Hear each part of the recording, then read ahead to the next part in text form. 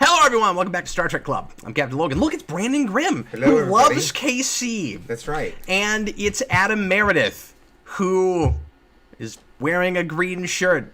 He's observing things in the observation lounge. Is he observing things that make him go? Yeah. Or he's observing the observers. Ooh, good one. The observers. Well, everybody, welcome back. Tonight's going to be kind of a normal episode. And by normal, I mean the More kinds of of things we were doing at the beginning before we got the top 10 list and before I bought out a big giant collection. So this will feel unusual in that nothing special is going on.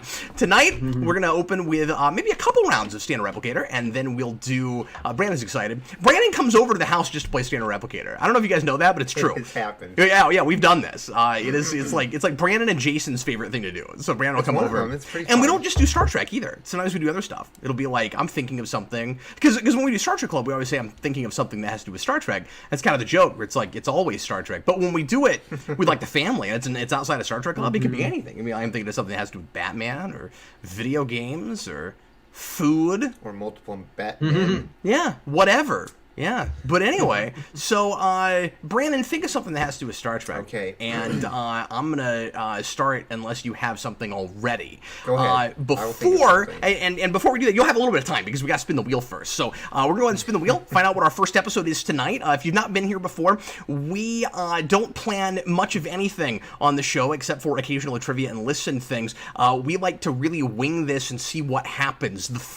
Our fate is decided by the Wheel of Star Trek, which you can participate in putting episodes hell. on the wheel of Star Trek, by leaving a super chat in any dollar amount, and that will entitle you to a episode on the wheel from any series, as long as it's one that we haven't done already. And we need to start keeping a master list. Honestly, I don't have that written out yet, and I need to do that because we've now had 13 episodes. We've done two Star Trek episodes on almost every meeting. I should say meeting instead of episode. That makes it less confusing, and that's what it says in the title.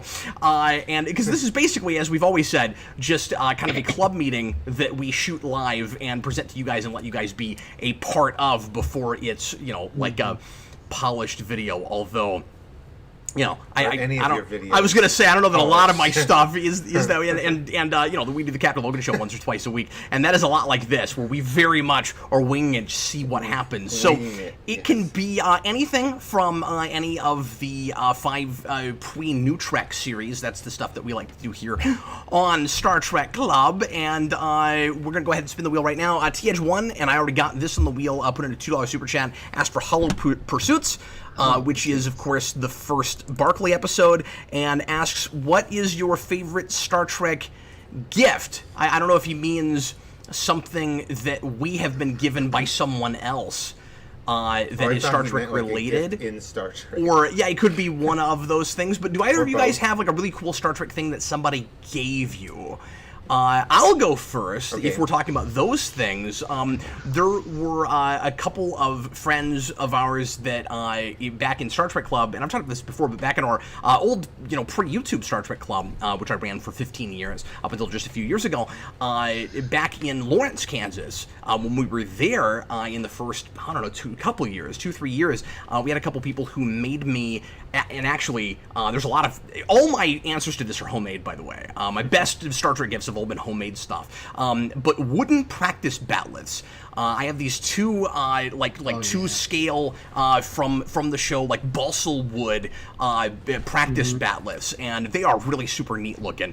Maybe at the break we'll bring them over because they're just in the corner over there. I was going to say they're right over there. Show them to everybody. And I also have a homemade Captain Kirk swivel chair that somebody from Club gave that, me. Not be that's over there in my it's kind of my reading chair over there in my Trek area. But do you guys have one? Anything really cool that anybody's ever given you? Just like Michael Andy gave me those blueprints of the Enterprise D. I've always really loved those. Yeah. Oh no, that is not your best gift.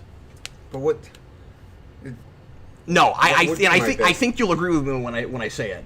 I can't remember. Was it a cousin, your family member who worked for Paramount who gave you that? Oh yeah, of course. That the poster for 09. Yeah, that's got to be as rare as that is. That's got to be the coolest thing in your collection, right? Yeah, but it's not up, so I haven't thought about it in a while. Sure, absolutely. I got it put away so that it's not going to get damaged like my I'm super upset that Well, my he was Cinemark cool enough. poster got damaged. Oh, that water sucks. damaged. Mine's still in good shape. I know. I'm gonna get one to replace it. And I think Adam's got one too. So at least the two of us have them. I'm gonna get one to replace it, Which but it's one just is that? not What is that? The ones that we got from Beyond.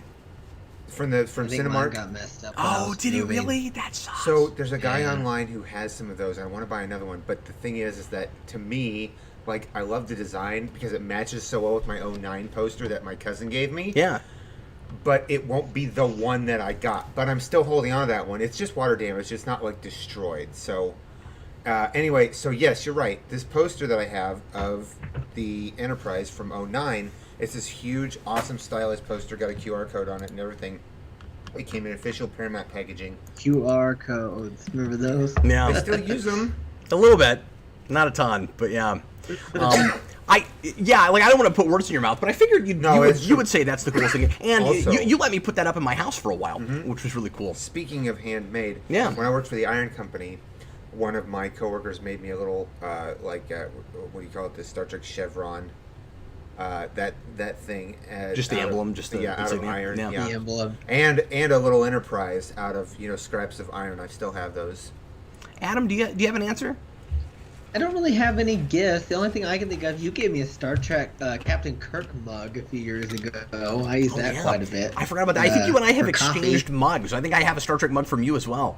If that's your Yeah. most favorite game or your most favorite gift, then I feel sorry for you. No, we're gonna have to step that up. Yeah. I'm gonna have to get Adam something Well, really listen, super Jason- freaking cool. We've started something. We had to Yeah, figure out. Jason's in there. Jason's in the comments. Hello, son. What more He's we right can get above out. us. That's usually where the sun is. Brandon, are you Above us. Are you ready to spin the wheel? Yes, I Should am. we do ready to that? spin All the right. wheel. Let's find out what we end up watching this evening first. Here we go. We haven't had a two-parter in a while, so that could definitely happen. Here we go. Whole bunch of stuff. Look at that. Look at all the things in the wheel. Did you give Adam the comments link too? I did. Okay, here it goes. What is it? The What is it? wheel What is is it? spinning, Huh? and we are watching Parallels, my pick Parallels. from last week. Oh, that's exciting! Cool. Gonna watch the episode with the Battle of Heroes and Crazy Riker. Crazy Riker. I want to know what algorithm this thing uses to pick its things because it does some Go weird back. stuff. It's a little random. Yeah. Well, I'm excited about that. I get the feeling that it picked that because it was recent, but maybe not. I don't know, because this has happened quite a bit where we'll get something of the day not of so or random. the very next. Yeah, like, Yeah, it's not how so random is it? random, is it? I have this problem with Spotify. I have a playlist of You can everything. only get so random. Yeah, I have a but here's the thing. I feel like there's. I don't mean to sound like a conspiracy theorist. I feel like there's kind of a conspiracy going on with Spotify, where maybe there's an algorithm where they're trying to promote bands' more recent music. Because I took every song They Might Be Giants ever made and put it all in a playlist, and whenever I randomize that playlist, their new stuff comes up way more than their old stuff. Well, you know that every that is a time. thing they do. Is that Yeah. I've never These heard that, but it these- sure so it just seems to be like they're doing that on purpose. These algorithms start tallying up numbers of people doing particular things, and it starts feeding that back into itself. They're recursive, and so they bring up more of that. And we've actually gotten ourselves as a society. We've taught these algorithms that are like just above like the basis of the internet. Then you got these algorithms that run everything that sits on top of that. And we've gotten ourselves into an area where it's just kind of the algorithms are creating more of themselves to give us more of that content, and it's just out of control. Parallels is what, season 6 or 7? 7. Is it that late? Is it 7? Yes. Well, we're gonna have to talk about the kind of polarizing nature of Parallels, because it's one of those episodes that is both loved and hated.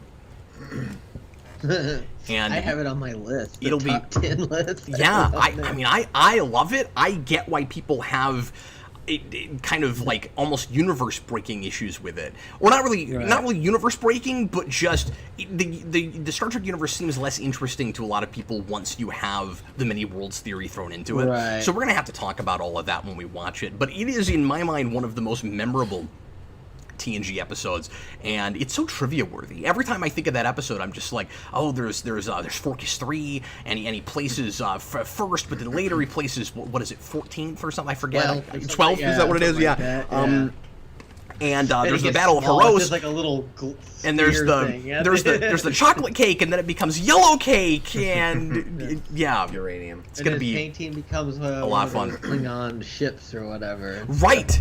Yeah. So I can't wait. I'm excited. I mean, obviously, because I picked that episode. But yay, thanks, Wheel. Thanks, Wheel of Star Trek. Okay, let's do a little bit of Standard Replicator, shall we? That's the thing that we like to open the show with. We have more than opened the show already because somebody had a question we got to answer. That was okay. And once again, anybody throughout the show, if you want to put an episode on the wheel, and feel free, you can leave a super chat. Also, feel free to do what Tom did and give us a question or a topic or something to do a real brief discussion of. Don't feel like all you get to do is throw in an episode. I want to make it some bang for your buck if you choose to do that. And thanks a lot for supporting the channel. If you are so inclined, obviously, leave comments throughout the evening, and we will answer as many things as we can. We love chatting with you guys, and we want you guys to feel like you're as here as possible. You can't be as here even as Adam, because you're not on the screen, but even Adam is not here. Yeah, okay. So let's go ahead and get to wherever you are. Wherever you go, there you are. Yeah, Brandon, are you thinking of something that has to do with Star Trek, or should I be thinking of something? You go first. I'm that still has to do working with on Star Trek. something. Okay. Well, I thought I had something, but then I'm like, did we do that recently? Maybe we did that recently. Boy, I've got a thing in my Captain Yellow brain right now that I wrote down like week 1, and I don't think I ever used. So if it turns out that we did it already, whatever. It'll add an extra degree of difficulty. But I don't think. Because you're like, well, you can't be that. He said that. I don't think I've done it yet. I don't think I have. So it's in there. Oh man, you know what? It's funny. I almost did that actually. That was second or third on my list. So I'm really glad. I would have been like, dang it. Or I could have just had a poker face and been like, Could have done Reginald. Oh, he is Reginald. Yeah. Boy, I've never done that. Yeah. Is he an individual? Kind of. Okay, so let's begin with Adam. I am thinking of something that has to do with Star Trek, buddy. Go and everybody in the comments, remember that you guys get a turn as well as these guys are asking me yes or no questions. Collectively, you guys get a turn. So throw out questions that are relevant based on the things that you've heard, and help these guys narrow it down for us. Go ahead, Adam. Is it alive? It is not alive. Is it technology? That's fun. What are we doing? I was narrowing it down. Oh, is it the visual representation of narrowing it down? I'm going to say this must count as technology. Yeah, so I'll give you guys 10 seconds and see if these guys throw anything at us, and if not, we'll just jump right back to Adam. Welcome, everybody. Thanks for hanging out with us, doing a little Star Trek-ness. Cinematographic wants to know if it's from the holodeck. He says, "Is it holodeckian?" I love that as a word.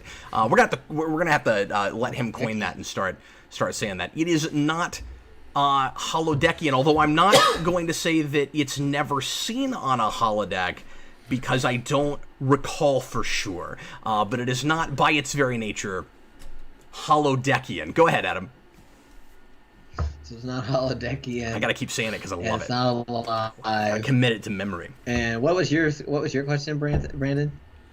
Is it technology? He asked if it was technology, and I said it would have to fall in that category. Yes. You call it quite yes. Okay. Cinematographic says I want a corner every time somebody uses it.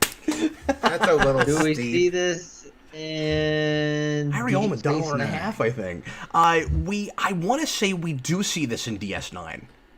Ooh. I believe so. I believe so. In the spirit of the word holodeckian, Yeah. is it astromechian? Is it in like astrometrics? Is that what Yeah. you're saying? No, this does not appear in astrometrics. Astrometrician. Busted Sim wants to know if it's furniture. Would you call this furniture? You might. You might call this furniture. I'm not sure if it. Isolinear chip. I'm not sure if it qualifies as furniture. We'll have to talk about that later. I think. Let me say this: as silly as this answer is going to be, if this was a thing that existed now, you might find it at a furniture store. I'll say that. Adam. Well, you make a joke about an isolinear chip being furniture, Brandon, but there's an episode of Deep Space Nine where they get all shrunk down and kills himself sitting on one of those. That does happen. Yeah. Shock him? Yes, that was a mistake. You shouldn't have done that. Oh, have you never seen that one little ship? That is one of those episodes that should not work. That's such a dumb premise, but it's fantastic. It's so weird. It's great though. The sets they built for that are awesome. I know, they did such a good job. So whose turn is it? Let's see here. It's Adam's. Is it seen in other series? Besides DS9, yes. Yes. Okay. Because as I said, I'm pretty sure DS9, but that is not the thing That's not the I know it mostly from. No, Brandon. Were the Okudas involved in its design? Couldn't tell you. Okay. Not sure, but that's a great question. TH1, is it Federation in nature? No. As far as I know, I honestly could not tell you for sure. Well, I don't want to give too much away, but I'll just say I don't know. I don't know the answer to that, but I'm going to assume no. Is this thing old by the time of Star Trek? No. Well, I wouldn't think so. No. It's not an antique. No. In the Star Trek universe. Okay. Oh, do we see them on board a starship?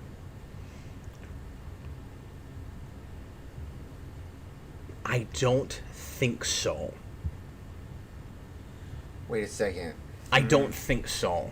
We said we saw it in Deep Space Nine. Did we say we saw it in other series? Yes. I don't know if we see this in other series, but is it a Dabo table? It's not a Dabo table. Okay. No, it's not a Dabo table. I don't think we see Dabo. I think only Quark we see Dabo tables. Jason wants to know if it's in the movies. I don't believe it ever appears in a movie, no.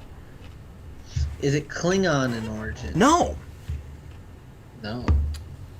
Is it like some sort of electronic game? And as I said, I don't know for sure that it's not Federation in origin. If it was Klingon, I would know that for sure. Or you would know that for sure, that's right. What's that? Is it some sort of like electronic game? Yes. Is it Domjot? It is Domjot. Okay. Yeah, well done. Oh. Good job, buddy. We don't know a great deal about the origins or genesis of Domjot. Just because the Nausicaans are playing it doesn't make it a Nausicaan game. In fact, I would say the odds are good that it is not a Nausicaan game. Well, it's in the Federation They don't Star, seem right? like this Yes, type to invent a game. it's in a space station. Well, and also, they've got these big, giant, meaty monster hands, and they're playing pool, essentially. It looks hilarious, yeah. So, You know what the Nausicaan game is, don't you? Do you remember when they're in Deep Space Nine and they're just throwing knives at each other? And see, the reason I said I think it's in DS9. I'm pretty sure there's a Domjot table somewhere in DS9, like in the background somewhere. And I think like early in DS9 they may have even had some in Quark's bar, but I can't remember that. I can't remember for sure. But when I said like I don't know, it's on a space station. That doesn't mean Federation in origin necessarily. Right. They could have gotten that from anywhere. But we only see it on a space station or on space stations, as far as I know. Okay, Brandon, do you have a thing by chance? I'm just gonna let you do one this week. So can I use the thing that I don't know if we did it before, or should I pick it? Pick something that you know for sure we didn't do before. Okay, so I got real lucky with that one. Basically, I'm gonna go with. I mean, there's not subcategories, Brandon. You just No. pick a thing, and then you say you think of a thing that has to do with Star Trek, and then we go. I'm thinking of a thing that has to do with Star Trek. Oh, he is. Okay. It's gonna be that it's that fluid that Rom pours in his ear in bar association. Oh, That's God. As soon as you pick that, I quit. I'm done. I'm not doing this game anymore. We can do something else to open the show with. We'll just let Brandon read books to us. I'm not doing that. Okay. So I'm good. Oh, speaking of, I was gonna show you guys something. If we have time, I'll pull it out and read to you a little bit. I just remembered something. Anyway, okay. So I'm gonna start. And I'm going to ask you, Brandon, is it from TNG? Oh, yes. Good. Okay. We're going to go right to Adam, and then we'll let you guys have a turn here in a second. Go ahead, Adam. Well, I mean, it's okay. Can I clarify? You asked, is it from TNG? Does it appear in TNG? It's in TNG. Okay, go ahead. That's all that means. From means it's in there at some point. Go ahead, Adam. Does your favorite character Reginald Barkley use this thing at any point, Brandon? He's not my favorite character, but yes, he does. Okay. Is this unique? Is this a unique thing? No. It's not a unique thing. Okay. Cinematographic asks if it has anything to do with Q. That's clearly probably not the case. No. Tom asks if it's alive. I guess we'll go ahead and answer that question, but I'm assuming it's not alive. No, it's okay. not. Go ahead, Adam. Is it Federation and origin. I don't know how to answer that question. I'll just say, I guess no. No, okay. Is Barkley the primary person that is using this thing? No. Okay, and then Jason wants to know if it's in Voyager. Yes. Okay. So he knows your two shows. Brandon goes to a lot of these things where it's like a thing that's utilized a lot by a lot of different people across series, and these should go faster for us, but they always take longer than they ought to. Go ahead, Adam. It's like a tricorder. That's what it's gonna They be. get so deceptively easy is what ultimately ends up happening. Yeah. Okay, go ahead, Adam. Let me think here. Is this thing used primarily in engineering? No. Ooh, good question. Is this thing... Is there more than one of them on the Enterprise D? Yes. Yes, okay. Is it a turbolift? No. Okay, JDF 1217 wants to know if it's bigger than Worf. Yes. It is bigger than Worf. Okay, Adam. Definitely bigger than Worf. A lot of questions in here now. Thanks, guys. Is it a ship? No. It's not a ship. Okay. You're like going for Captain's yacht or something like that. Let me think for a second. It's bigger than Worf. Okay, I'm just gonna eliminate this real quick. It's not Jeffrey's tube, right? It is not. Okay, because I feel like you've done that before. Jeffrey's tube. They do come up every once in a while. Yeah. Okay. I'm trying to think of a good question. Is it something you can fit inside? Yes. You can fit inside. Okay. Well, I've already thrown a guess out, so let's get to a question from these guys because there's a bunch of them.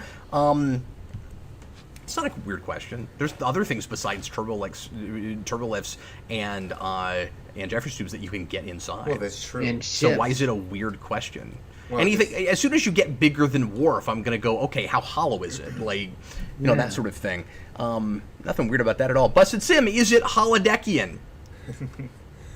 No. It's not holodeckian. Okay, go ahead. Is Barkley scared of this? Yes. Is it the transporter? It's the transporter. It's just straight up the transporter. Okay. Transporter. All right. Cool. Well, once again, deceptively easy question. Right. We should have I gotten was joking about in it. 2 rounds, but it took us more like 5 or When 6. you said it's probably like tricorder, I'm like, you have no idea. It's just, it's so simple. And also, that's so close to a thing that you do get inside. Like, I would argue if we were talking about, and you're just saying blanket statement, a transporter. I would say in the NX-01 that is a thing that you get inside. It's got like a thing around it, like. It's almost like it's like climbing into a thing. Yeah, has a little half wall. You're inside it. Yeah, you're inside it. No, yeah, you're inside it, but also like when you get beamed, your zeros and ones are inside of it too. So yeah, everything. Yeah, inside the buffer even. Yeah, you can get inside of it in many ways, and yet somehow a weird question. Okay, so now we're gonna go ahead and do a little bit of trivia, you guys. We haven't done this in a little while, so I thought it'd be fun to pull out the old Galileo 7. And I don't love some of these questions, but we're gonna see if they're decent today. Is this the one that has multiple choice or not? No, this is the one that does not have multiple choice. This is the Trivial Pursuit for Star Trek. They were cool enough to put it in a shuttlecraft, but lazy enough to not somehow give us a board. So instead of playing actual Trivial Pursuit, we're just cracks me up. We're just going to. Why? I don't know. So I guess they just decided if they were going to put it in something this small. But anyway, there's some other Trivial Pursuits like this, but most of them have like a couple of variations. So you could get a board version if you wanted to. With the little this doesn't have that. Instead, it has a die. So we're not going to actually straight up play Trivial Pursuit. We're just going to do like best of 3, and then we'll see how fast that goes, and then if it goes too fast, we'll just do it again. So, Brandon, here's some cards for you. We're obviously going to have to ask to Adam as well because he's not here. So what we'll do is just whatever cards you're on, Brandon, we'll just roll the dice, and then the die, and then you can just ask from whatever category comes up on the die, okay? And then I'll just tell you what category you got after we roll, Adam. So, so everybody try to keep your own score if you can. Try to remember how many you got right, and whoever gets to 3 first wins. You want to ask Adam first, Brandon? Okay. Would you be willing to do that? Okay, let me roll this die real quick. Try to keep it on my glass table here. Okay, so we got a planet, a Saturn, which is locations. A location. So something to keep in mind, Adam, before we start doing questions is, for whatever reason, this game does not like to speak episode title. It doesn't ask about episode titles hardly ever, and it doesn't like to give them for any clarification. So if, Brandon, with the other questions you can see on the card, you're able to give an episode title, please do so, because sometimes they sound really ambiguous and vague. They do on the side tell you what series they're from at the very least. So you should give us that when it's not clearly evident. Okay, you want to get started? I think this one will be clearly evident. Will be clearly evident. To what planet did Kirk exile the crew of the SS Botany Bay? This is my question? Yes. Yes, this is to you, sir. Okay. This is City Alpha 5. Yeah. Okay, so Adam has a point, and I am now going to ask a question to Brandon. You guys see how that works? By the way, this was from the 50th anniversary. Star Trek had to have a big giant anniversary before Trivial Pursuit thought to get the license and finally do a Star Trek game. You can tell I'm somewhat bitter about this, because we had a Star Wars one for like 10 years before that, and yeah. Does this have, so this It also had a board. Right? This will have Enterprise in it, yep. So a lot of the 50th anniversary stuff, especially trivia-wise, had everything except for Abrams verse. So it would go up through Nemesis and the end of Enterprise, and not include anything after that. All right, here we go. Which suits me just fine. Okay, this is to Brandon. The EMH Mark II was played by what comedian? Andy Dick. French Stewart. No, I'm kidding. Andy Dick. French Stewart. Okay, so Brandon gets a point. And now, finally, I got one of the easy ones. Brandon, would you ask me a phaser question? That's a phaser order, sir. Don't ignore my phaser order, and it's science and technology. So, what bodily chemical did Dr. McCoy discover? My favorite thing is saying a thing like that and just stopping. What bodily chemical? Full stop. And then you just start imagining where this could possibly go. This is Star Trek Club, not. I don't have anywhere where that joke was supposed to go. Yeah, that's fair. But you know what I mean. No, I got you. We'll have After Dark on Thursday. Go ahead. I'm looking forward to it. Yeah, I know. What bodily chemical? Period. Sorry, Busted Sim just wrote that liquid in Rom's ear. Yeah. Oh, God. That's a strike, too. Nice callback, son. Okay, go ahead. What bodily chemical did Dr. McCoy discover would cure the hyper-accelerated aging caused on gamma hydride? Oh, Lord. 4. The deadly years. Boy, I am rusty. I don't know if I remember this either. Yeah, I don't know the answer to that. Adrenaline. Oh, it's just adrenaline? God bless America. It's just I knew that. I just haven't seen that in so long. Remember, adrenaline is a bodily chemical. It is. That's true. Yeah, Not it wasn't a bodily wasn't going to be fluid. some. Oh, Busted Sim says he just saw that last week. He was like, I knew that. All right. Well, you guys both have one, and I got nothing. And Brandon, Okay. you're tied for the lead. Here we go. Another phaser, and this goes to Adam. So you can read that. I guess I could. Yeah, You sure. can alternate who reads to Adam. Hey, in DS9, God, are you guys getting all the easy ones? What was the Defiant designed to do? Pew, pew, pew, pew, pew. Fight the board. Yeah, but more specifically, Brandon, fight the board. Okay, and now we're going to roll a die again for Brandon. Here we go, buddy. Do it. And you also got a phaser. That's all we're landing on. What was the original disease in Enterprise the Klingon augment virus mutated from? They don't like to talk about it with outsiders. No. I wish know. that was the answer. I don't know. I don't know how anybody's expected to remember that. Livodian flu. We better I've all heard of Some that. flu. I didn't know what kind. we better all commit that to memory right now. Yeah. All right. So Brandon Livodian. missed one because no one would have gotten that, and now we're gonna roll for me. So I got a phaser. Roll that again, I swear. Okay. I got a planet. That's what you got the first time, too. It's locations. Those are the only things that are on this die, it turns out. It's So a why are trick these, die. like, are these all, like, I'm just kidding.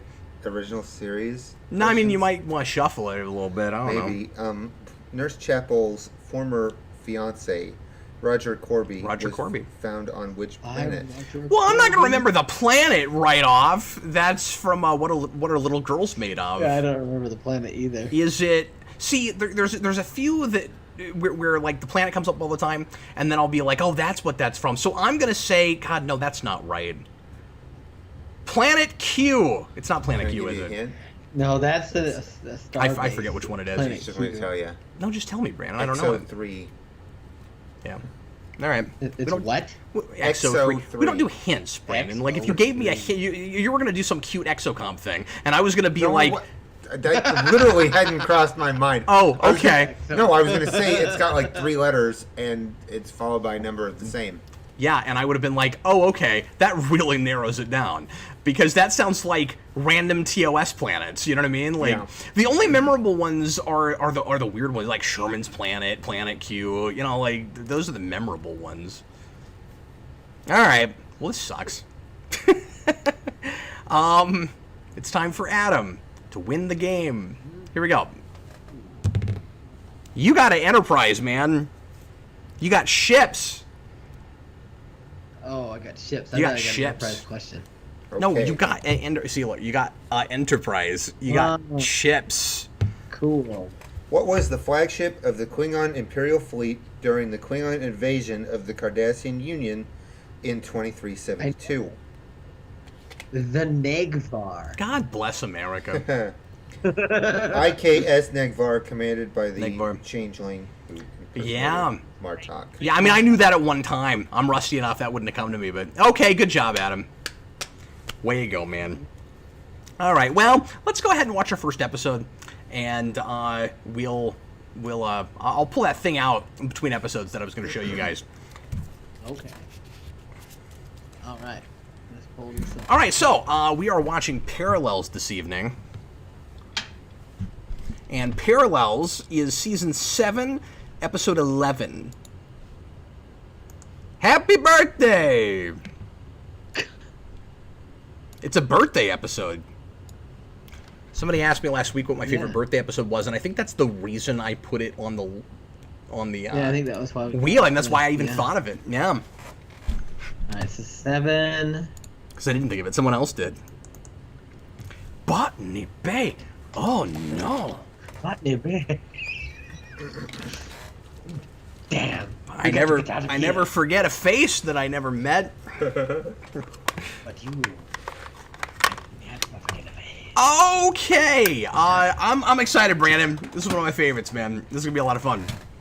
It's my favorites to watch, at the very Yeah. least. All right, Parallels. And Yeah. you know what? My favorite weird ones, or like crazy ones in TNG, a lot of them actually are in 7. Like, I always think of 7 as bad, but like the episodes that take themselves seriously and are supposed to be really dramatic and soap opera-y are the ones that make 7 kind of not good, right? Because with the exception of Lower Decks, which is one of the best of those kinds of episodes, but 7 gave us phantasms, like the really great weird stuff is in 7. Right.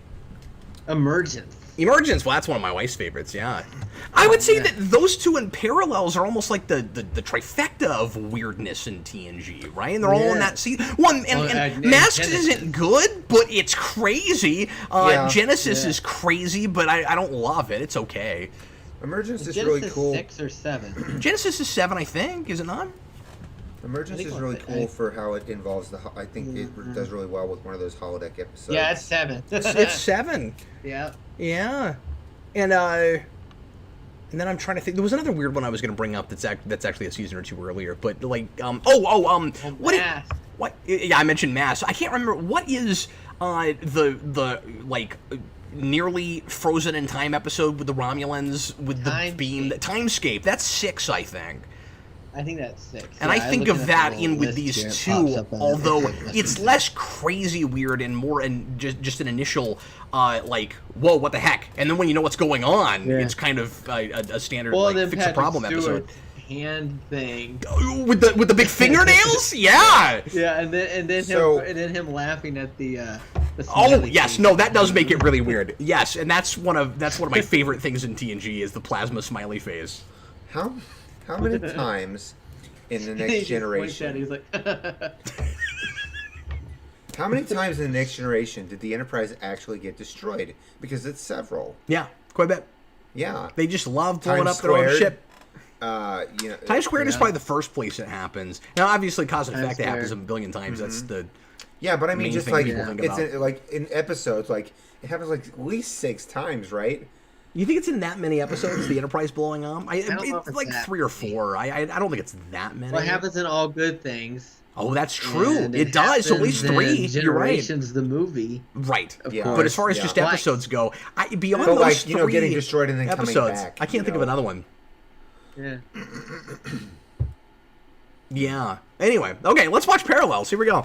Well, this is one too. Some of them blow up in this, actually. Yeah. Or do they actually blow up, or do they just disappear? Crazy Riker blows up in this. I was gonna say at least Crazy Riker's ship blows up. So actually, you may be onto something. There may be more than what we're thinking of because we're about to watch one we weren't even talking about. So I was thinking about this. I'm pretty sure that happened. I was thinking about this the other day, and I was just like, the Enterprise blows up a number of times, and like, this is a problem. Like, who would want to be on the Enterprise? Yeah, I told you it's a lemon. No, I know you said that, but spatial anomalies. Like, I blame Leia Brahms. Leia Brahms doesn't know what she's doing. It's a design flaw, Jean-Luc. I blame Leia Brahms. I'm convinced it's a fundamental flaw. This design will be, incorporated in the next generation of Starship. All right, let's get started. Kaczynski? Yes. That was Kaczynski. Yeah, very good. I always forget his name. All right, here we go. Everybody, get it. Timestamp 0. No, it's not a cruel joke. Get ready to press play. Something small. And hopefully everybody is set up and ready to go. Here we go. Everybody, please press play right now. I had to click real loud so everybody knows they're synced with me. Clickety click, click, click. It sounded like a movie clacker. I've seen this episode way too many times. And I think it's one of for this show. I think it's one of my favorite Michael Dorn performances, just because he's having a lot of fun with this material. I think he's excited to be the straight man in kind of a comedy episode. I don't know. Would you even put it in that category? I find this episode funny. I want to know where that prop came from. So pretty. On it. It's amazing. Yeah, but it's Klingon. It could be. Okay, so a couple things. First of all, that could be a Klingon weapon all by itself. Secondly, I'm going to make the assumption that the trophy is made of the blade he won with. Oh, maybe. Or no, because he mounts it later, doesn't he? Yeah. So it can't be that. That's what they should have done. Well, the trophy changes. No, maybe the trophy. I know that, but what I'm saying is I think he actually takes the bat'leth that he won with and hangs it on a wall. Or maybe not. Maybe that's something else I'm thinking of. But anyway, no, this is better. I'm headcanon it. This, okay? It's made of the blade from the guy that he beat. Ooh. Lost. Yeah. That's what it is. I don't know what that blade said, though. It clearly had Klingon. Yes. There's a great blooper of this where Frakes just he goes running down the hall at the end of the scene where he's like, no, what? No. Oh, is that from this episode? I've seen that. That's famous now. Yeah. That they put so much thought into that prop, and like TNG especially is kind of known for that, where like the prop masters are like really, really trying, but that's a spectacular prop. Looks like they spent a lot of money on that. Jason's having a conversation with some people in the comments about there's his blade in the comments about whether or not Enterprise is any good. I just like that Jason's like debating people about Enterprise right now.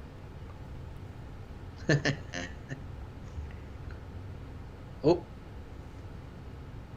those things are the Future 6 silly they string. made like a photon torpedo sounds when they shot them off.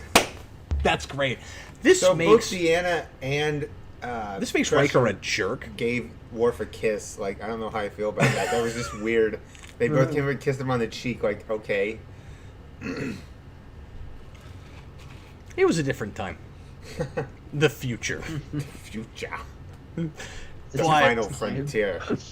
But I don't know. That's a thing we did a lot more in the 90s, where we just, made the kind of affectionate a kiss. bigger, just kind of a bigger difference between the sexes, and if you were a guy, girls kissed you. It was platonic. It didn't mean anything,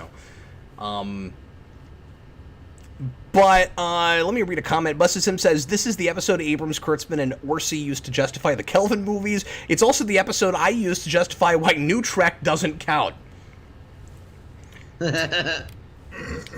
Yeah, I mean, I guess what they're saying there is just because we have a precedent that says that Star Trek is that kind of a multiverse where everything you do spawns another universe, then they can say that the universe that we're in the Kelvin timeline is not just a changed universe because of time travel, but that new Spock, that old Spock went to Prime Spock went to another universe in the first place when he went back in time. But I don't think you need this episode to justify that, because you have Mirror Mirror. Like, we know there's other universes of some kind. Like, you've already got some parallel universes. Why do you need a thing that explicitly says that there's a gazillion of them before you can do that? Right.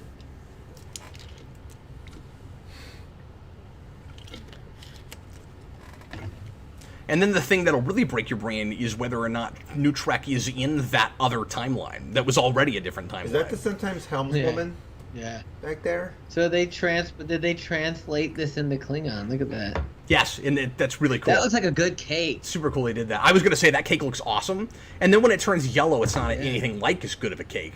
No, it looks like crap. Yeah, it looks like they bought it. your kid's like they bought it at the birthday grocery cake. store. Don't point the blade near you. Don't you remember what happened in Phantasm? I don't know if that's happened yet, has it? That might not have happened yet. I can't remember if that's earlier or later. You'd think any time this season after Phantasms, people would be a little bit leery of cake. Although right at the end of that episode, Troy is like, "Nah, I'll eat cake. It's cool. I'll eat cake with myself, even." I have a lot of respect for Troy in that episode. He says a painting. A painting. It's just something about the way he pronounces words sometimes gets me. A painting. Dorn is very unique in his enunciations. He's almost Avery Brooks level, but not quite. I also want to think that Troy was wrong and she's hanging it upside down. It's impressionist. That's what I want to think. Jordy just knows what it is. Yeah. No, he knows. Like his visor. Oh, God, there it I is. want cake now. My wife made me a cake for my birthday last week. It was a Lord Zed cake. Oh. It was pretty cool.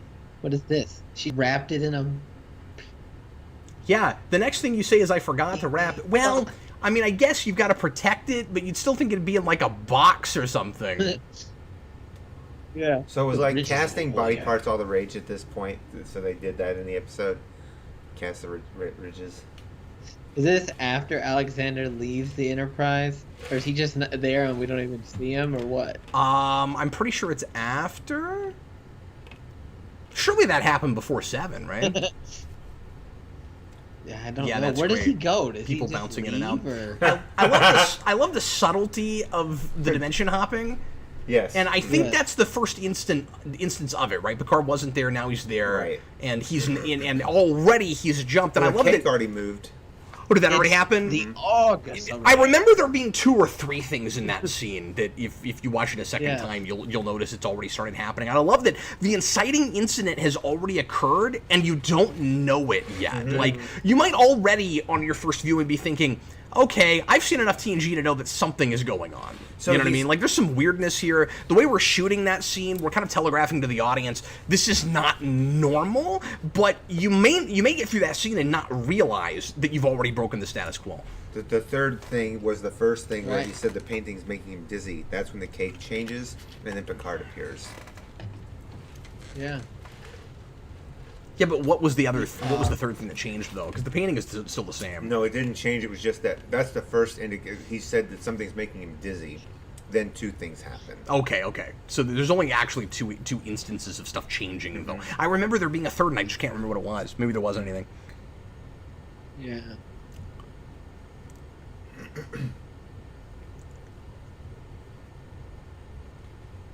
What is that thing in the middle of the table? Is it a tiny fishbowl, or is Yeah, it what what she's is that? drinking? With a drink. Is it a candle? Is it a candle? Maybe.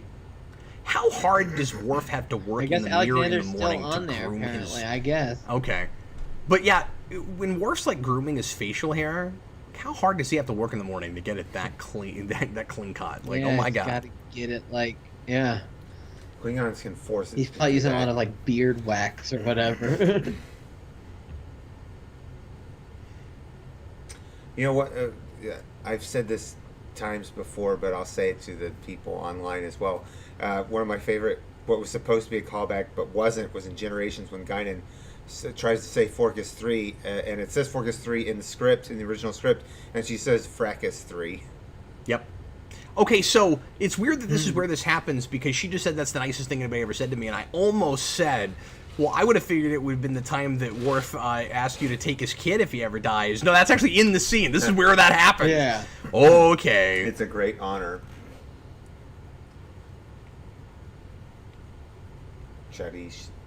So this is before she got her full commander rank. That happens at some point in this season, I guess.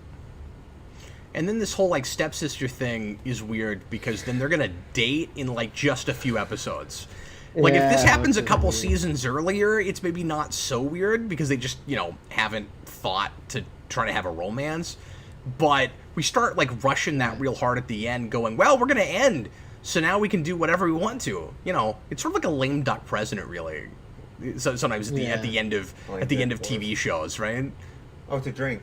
Oh, she's actually drinking out of whatever that was. Okay.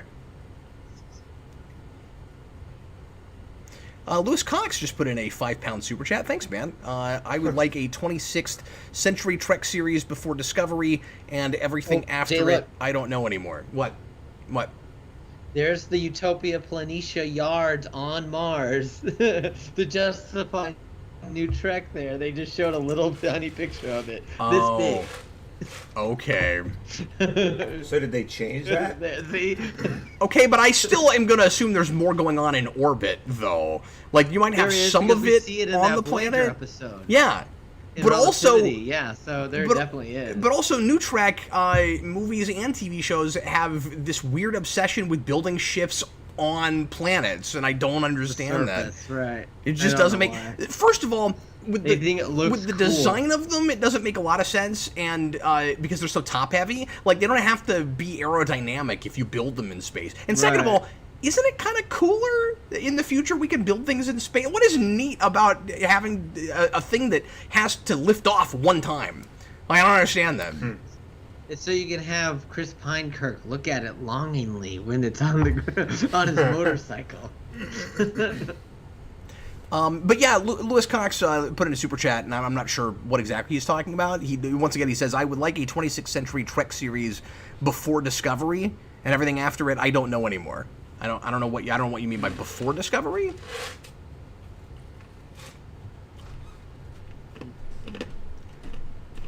Verdazine. Or you could give him Dramamine.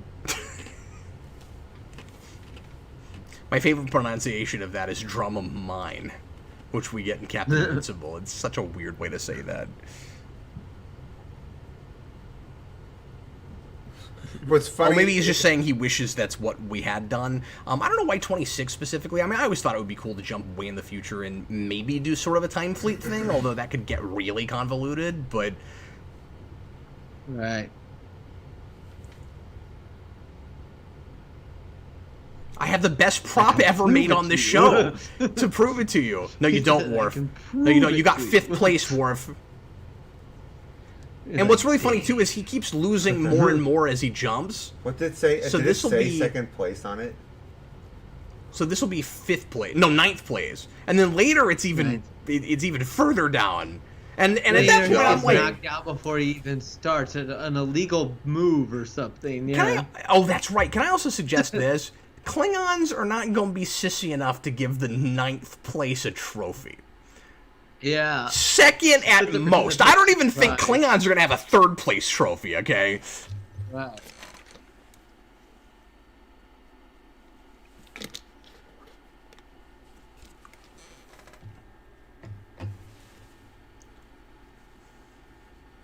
So, did we cover in this episode, are all the other Worfs shifting around too?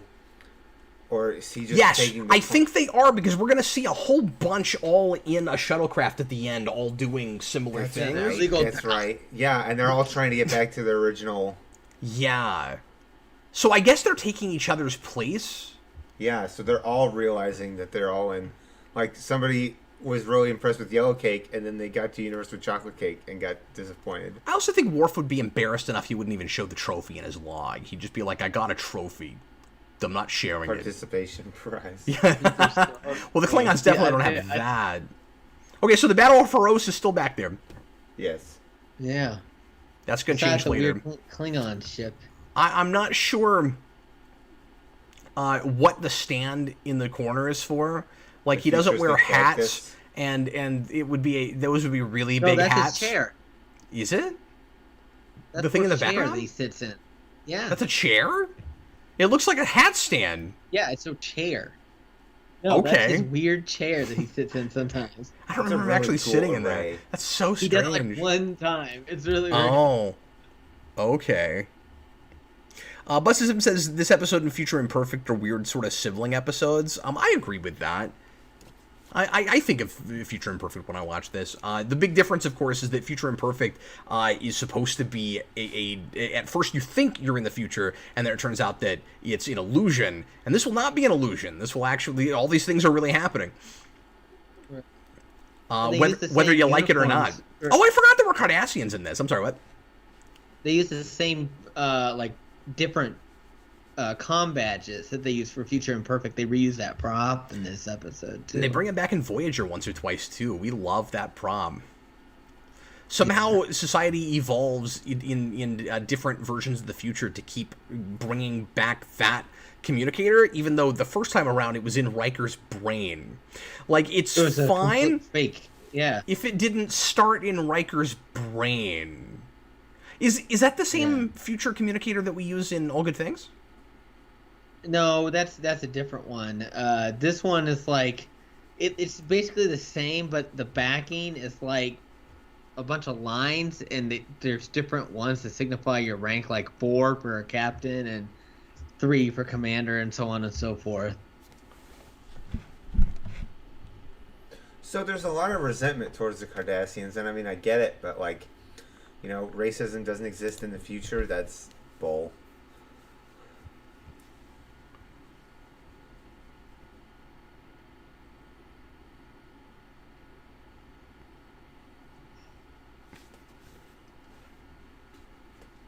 GFC Warrior, I'm going to ignore your comments. You're just asking a lot of stuff about New Trek right now, which I don't want to deal a whole lot with at the moment as we're doing a commentary on this episode.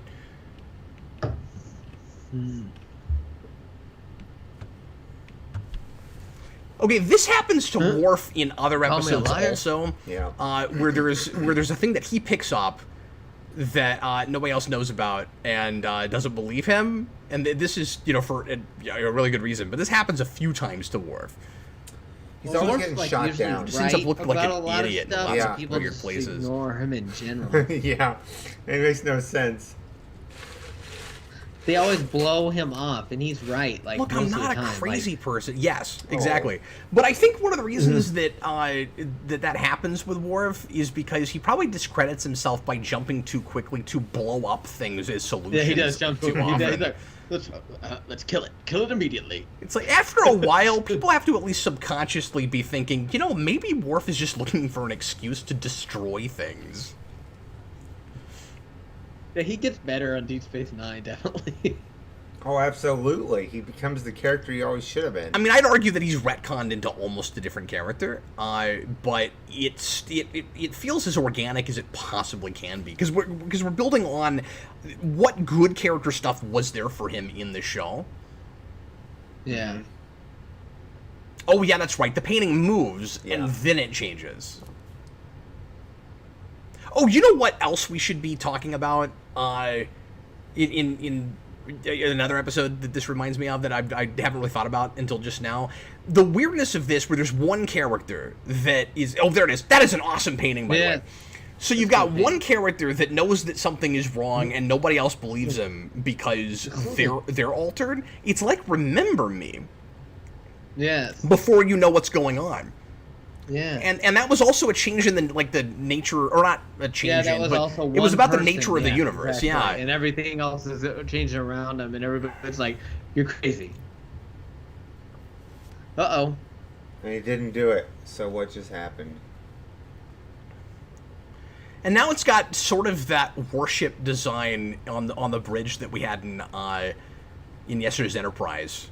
What's that? Yeah, and the horseshoe is different too. Look at that. Yeah, and now we've made that red, and that doesn't look great. It's a little like I don't really buy that somebody would have designed the bridge to look like that. You'd have a lot more red in the rest of the bridge, I would think. So why didn't Riker just say computer-raised shields? That same horseshoe and all good things in the future Enterprise.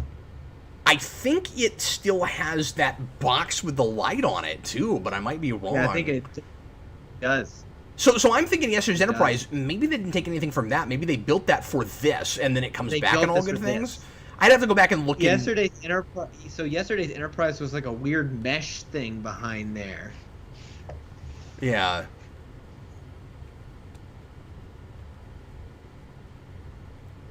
Doesn't Ensign Hayes come up in like another thing or something? Maybe not. Maybe I'm wondering if he's related, Adam, to Major Hayes from season 3 Enterprise, who runs the Makos. Oh, his chair has red in it too. Okay, that actually looks cool. And then there's an Admiral Hayes. Oh yeah, there's a lot of Hayeses. I wonder if they're all related. Yeah, it's funny too, because maybe this is just because a lot of those characters aren't memorable, but we're always asking if the Deckers are related, but we never talk about the Hayeses. Mm-hmm. The Hayeses. The Hayeses. That thing he has in the background at the wrong angle looks like an ampersand. Yeah. Or a music note. Or the treble clef. The one at the bottom is a treble clef, and the one above it is a bass clef. I didn't know Worf was into succulents. Yeah, the thing is, Worf, all these things seem like he'd have the patience to water a plant. He doesn't have the patience to feed a cat. We know that much.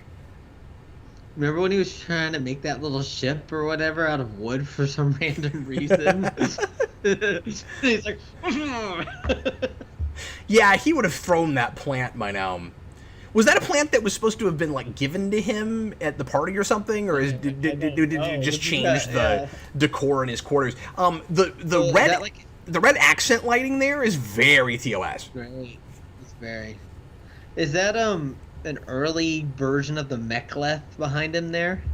Kind of looks like. I think maybe so. We see that a couple of times. And I don't think that's supposed to be his batleth, but changed. I think that's just a different weapon, right? Yeah. No central blade. I think it would be really funny if his quarters started getting smaller. It was just like, what is the size of the universe? Yeah, the universe what is the size a of spheroid region?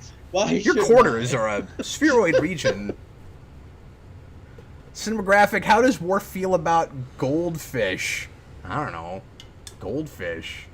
I don't think Worf would feel the need to have any kind of pet unless it was, like, challenging in a violent way to take care of. He might have a targ. He might have, like, a piranha. Didn't he have a targ growing up? Yeah, well, I don't remember if we're told that he has a targ. Aren't we? Yeah, like in that episode, he goes, "It is my targ." Oh, that's right. Where the thoughts become reality, where no man has gone before. That's what it is, yeah. That is in where no one has gone before, and it's just Oh, a I said pig man. that they've Yeah, no stuck one. stuff to. So, is Troy just, like, massively dehydrated this episode? She's not in a scene if she's not drinking something.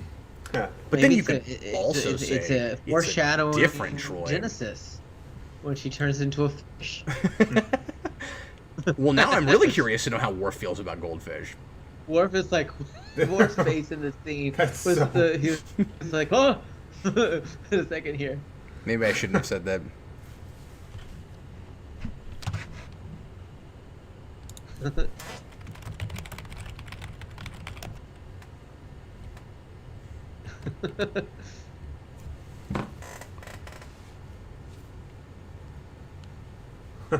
Such a weird scene. Yeah, and like, I feel like this episode does a good job of like keeping us with you know how weird and awkward Worf feels about all of this. Like, it's very strange. We also do a really good job of always staying with Worf and never jumping to anybody else. I'm pretty sure. Because most episodes, no matter who the lead character is, we don't do that. And I think it's really important that you never have Worf out of a scene in this, because otherwise you don't even know what universe you're in. Right. So, like, would they put the hair in and then make the ponytail like every time, or is there like a skull thing that just had the ponytail on it? Because I feel That's like a good question. Yeah. I feel like they took the ponytail out and the costume and effects. People were like, "Oh, now we got to put it back together." I bet that's right. Yeah, Yeah. it was like it's gonna be so hard to put it just the way it was. And sometimes it'll fall, like when he's like in battle in DS9 and stuff, on the Defiant and stuff. It'll be like askew. It is cool Yeah. to see it out like that. So that I'm gonna mention something really random and super minor, but there's a black, sleeker looking laptop thing in the background. They're usually gray, and I've never seen it that color scheme, and I'm wondering if there's different ones of them, or if that is supposed to be yet another thing where, well, they're black in this universe. I'd love to know, like, looking at other episodes, I'm going to start seeing if I ever see that black laptop in the background. Together. Busted Sim, I think The most warp- Dream alternate reality All of the episodes tables on. stick with the perspective Or of it's the focus moved. character. Yeah, that's true. I don't think we move away from Data and Phantasms either, so that's a good point you're making. What's up? I like how in the Yeah. future, like, Worf can make a claim that he's jumping like time frames, and they can scan for that. They can believe that and scan for it. That's a good point. I mean, we can look for temporal anomalies and stuff, but you're right. Like, the idea that we can scan for like alternate reality, how does that even But work? also the fact that they're scanning for temporal anomalies. Data's is eyes kind- are blue. Oh yeah. Okay, so I keep remembering things that I didn't realize were starting in this episode. So in the same episode where Worf says, well, I want to make you something that is akin to my stepsister, he jumps to a universe where they're married. So that's why they did that, right? Where to make that even weirder Right. and more awkward for him. And then I'm going to assume that it's parallels that makes him think, well, maybe I would like to pursue a relationship with Deanna Troi. Like, I'm going to assume that this is the impetus for that, even if it's never really clear, because it's the first time that Right. ever would have come to him, and it will be the same season where they kindle a romance. That's a thing to keep in mind, because I've never thought of that before. Like, I guess that starts in parallels. Right.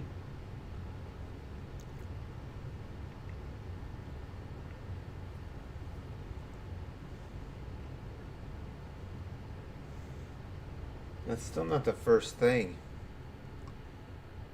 Well, it might have been the first thing he noticed, though. But he noticed the cake. Yeah. Yeah. What did he say was the first thing? Oh, no, he's saying it now. There it yeah. is. He says the birthday Ah. right now. There you go. See, Yellow is not a flavor. Yeah, but we always call it yellow cake. I don't understand that. Yellow cake. You know? You don't call carrot cake orange cake. You call it carrot cake. I know. everyone. Yeah. It was the party of the And day. Chief Everyone O'Brien was at came my back party. from I was DS9 the and he was popular kid there. in And school. Data's cat was there. And Data, yeah, Spot was there. Cat, that Picard brought his fish. he brought it just to ask the question that was asked earlier. took it Worf, how do out you of the feel wall. about goldfish? So I like in this Especially episode Jay how says it's Worf is holographic. able to take these pieces and put them together and help in the different time frames. And I imagine that all the Worfs are doing similar, because at some point they would start seeing, that the different Worfs were popping into their... In this universe, sorry to interrupt, is Ogawa the Doctor in this universe? Yes. Yeah. We don't have a Crusher. That's cool, and I don't remember that, and I should ask that in trivia at some point. So she's got Commander Pips, They do. and she's got her coat. Yeah. That's cool. She's got the coat. Yeah. We So got a dead this Geordi episode or LaForge. this scene, I guess, when they first come in, Michael Dorn and Spiner, like they they couldn't get through the scene for some reason. They just He kept kept laughing, cracking up. and I don't know why. I can't remember why they said it was, but they could not get through it. I like that outfit on her a lot. On Ogawa? Yeah, On it Ogawa? works better on her than it does on Crusher. Yeah. And I was also gonna say, if we're just talking about wardrobe for a second, yeah, and then we have those Pips. And by the way, I like that idea. Wait a minute. That's dumb though. Why would you have both? No, that's Did stupid. Geordi just move? Why would you have rank Pips Why would- and that insignia? Because Yeah, the and point of those the are lines those are behind things it. that they took from Remember Me. Yeah, Or that's not Remember Me. Future Imperfect. Imperfect. Brandon, seriously, What? that's dumb. Why would you have It's a little Pips here overkill. and lines here? They tell you the same I thing. don't know. I do like the lieutenant commander thing, or because What does that mean? We're all or is that wondering. full commander? Is it like if you have It's full Commander. so if you have the so blackout there, the it's gold like one is, someday you're gonna be a Yeah. Captain Worf. You're gonna get that TV show you always wanted, Michael You're Dorn. gonna You're get- gonna be Captain Worf. Oh, it's Captain Riker. Captain Worf. And then later we're gonna see a scary, crazy Captain Riker with a big giant beard who's gonna be all Ahabby There's for no the fish in board. that ready room. In Riker's ready room. Like, Well, he's it makes got sense he's not the, Picard, so we know how he feels about goldfish. He has no opinion. Yeah. He's got the trombone back there, I say. Busta Sim Adam, they said it was because they asked to see Geordi when he was clearly dead and naked under a small cloth in direct view of both of them. he's sitting right back there. Yes, that's what it was. they kept laughing. Could we see Geordi? He's right behind her. It's also kind of fun to see Worf. Like, a lot of things I love about this are just, you could say are superficial, but they're really cool details, right? Like, it's fun to see Worf back in red, because he starts in red. Yeah. And that's back when he's just a lowly ends in lieutenant, red. and he's working under Yar. And then later he goes to yellow when he gets promoted, and now he's in command, and he's back to red. That's fun. So Right. they're Well, and, allocating. and Jay, he ends in red in Deep Space Nine. That's true. He'll go back to it. And I always thought he looked better in red. I mean, I like him Yeah. both, but I think he looks better in red. What were you saying, Brandon? I was going to say they're about to devote valuable resources of the USS Enterprise to, looking for clues on a whim from where this Worf said he'd been, when they know for a fact he hasn't been there. Like, that's got to take some faith. Well, but also, it's just your kind of friendship teamwork thing, right? That's true. Where it's like, well, we've worked with this guy We got forever, Wesley in here. so we're and man, they every really and I think the changed big the thing that bridge. Look at holds that. It looks so weird. the big thing that holds most of these universes together and makes it all still, until we get to Crazy Riker, makes it all still the kind of optimistic Star Where's Trek that future guy? is they The all Cardassian all on still the trust bridge. him. They all trust each other. Oh, that's fascinating. He is a Cardassian. See, there's the Cardassian That's pretty cool. helmsman. Wow. I feel like they skimped on his makeup a little bit because he's going to be in the background. Yeah, So, like, but they that's a didn't- detail Yeah. thing that's cool. It is. I think you might see a Ferengi later. I can't remember. And see, this bridge I'm buying more because of the red stuff on the wall. Like, I feel like you'd have more red on that. I have an explanation. Suddenly they're all in the observation I don't lounge. know what in the world the point was of the thing in the front of the view screen. It's flashing. Like, I don't know what that gives you. It just tells you which direction you're flying, I guess. But yeah, one of the coolest things about this episode is the way we reveal little things about the universes. Where we don't have any fanfare about it. We'll just cut to a shot, and suddenly Wesley's sitting there. And we cut to a shot, and Crusher has now replaced Ogawa again. And this is one of those episodes that is very much rewarding fans for paying attention all the years leading up to this. Like, Brandon, this is not an episode that you could I mean, this is obviously, it goes without saying, not a good first episode, right? Because you wouldn't understand why half this stuff is unusual. Yeah, uh-huh. Yeah. You're like, okay, it's different from what I saw before, but who's this guy? I never saw Wesley Crusher in the show. You don't know who these people are or why it's odd that they're there all of a sudden. And Yesterday's Enterprise has that a little bit, too. I don't think anybody should ever start with that. Because you wouldn't appreciate, you know, the Yar thing. Right. Busta Sim Brandon, it's season 7 of TNG. I know I'm reading a lot of Busta Sim, but he's talking about this episode. They've seen so much weird stuff, they're pretty much rolling with everything at this point. That's true. That's true. One thing I love about later TNG and then into Voyager is whenever somebody's acting out of character, and when they don't write it this way, it's bad, but much of the time, when somebody's out of character, they immediately go, are they possessed? Have they been replaced? Yeah, are they possessed? They'll run down, is it an android? There's run down the list of all the different things it could be, because this kind of thing has happened so many times. This doesn't make any sense. Okay. She says that there's a good chance my Worf won't return. Why would you think that? Because if you're putting one Worf back, and you're thinking about the quantum possibilities, shouldn't they all be trying to get back? And that they should all be finding that answer in the Okay, but to the same... Right, but to your very point, if it's difficult, then there's a good point he won't get back. Oh, there's a good chance he won't. And if he doesn't get back, then what you're saying can't happen. So no, there's a good chance she'll never get Worf back. Get any of their Worfs back. Yeah. Worf is just relegated so no, to that's a being perfectly lost in the fine line. flux Now, of the fabric of the universe. Here's a question, and I can't... We're talking over this episode, obviously. I can't remember if this is discussed here, but is he going down some kind of... like a path of specific changes, or is it all totally random? Because if it's random, it's too easy that he keeps going to universes for a while where he's married to her. You know what I mean? Like, is he going down universes that are begetting other universes? Yeah, I think it's random. Because it sure doesn't feel random, right? Like, it feels like there's a logical progression. It feels like a progression. So there is a progression, and that's because while he is in each universe, things happen. He's not just jumping to the same point in each universe.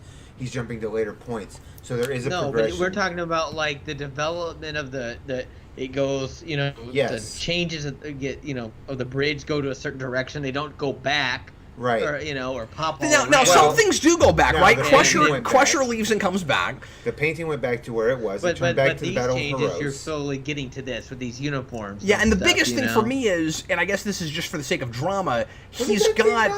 on the bridge. Yeah, he's got the marriage for several switches.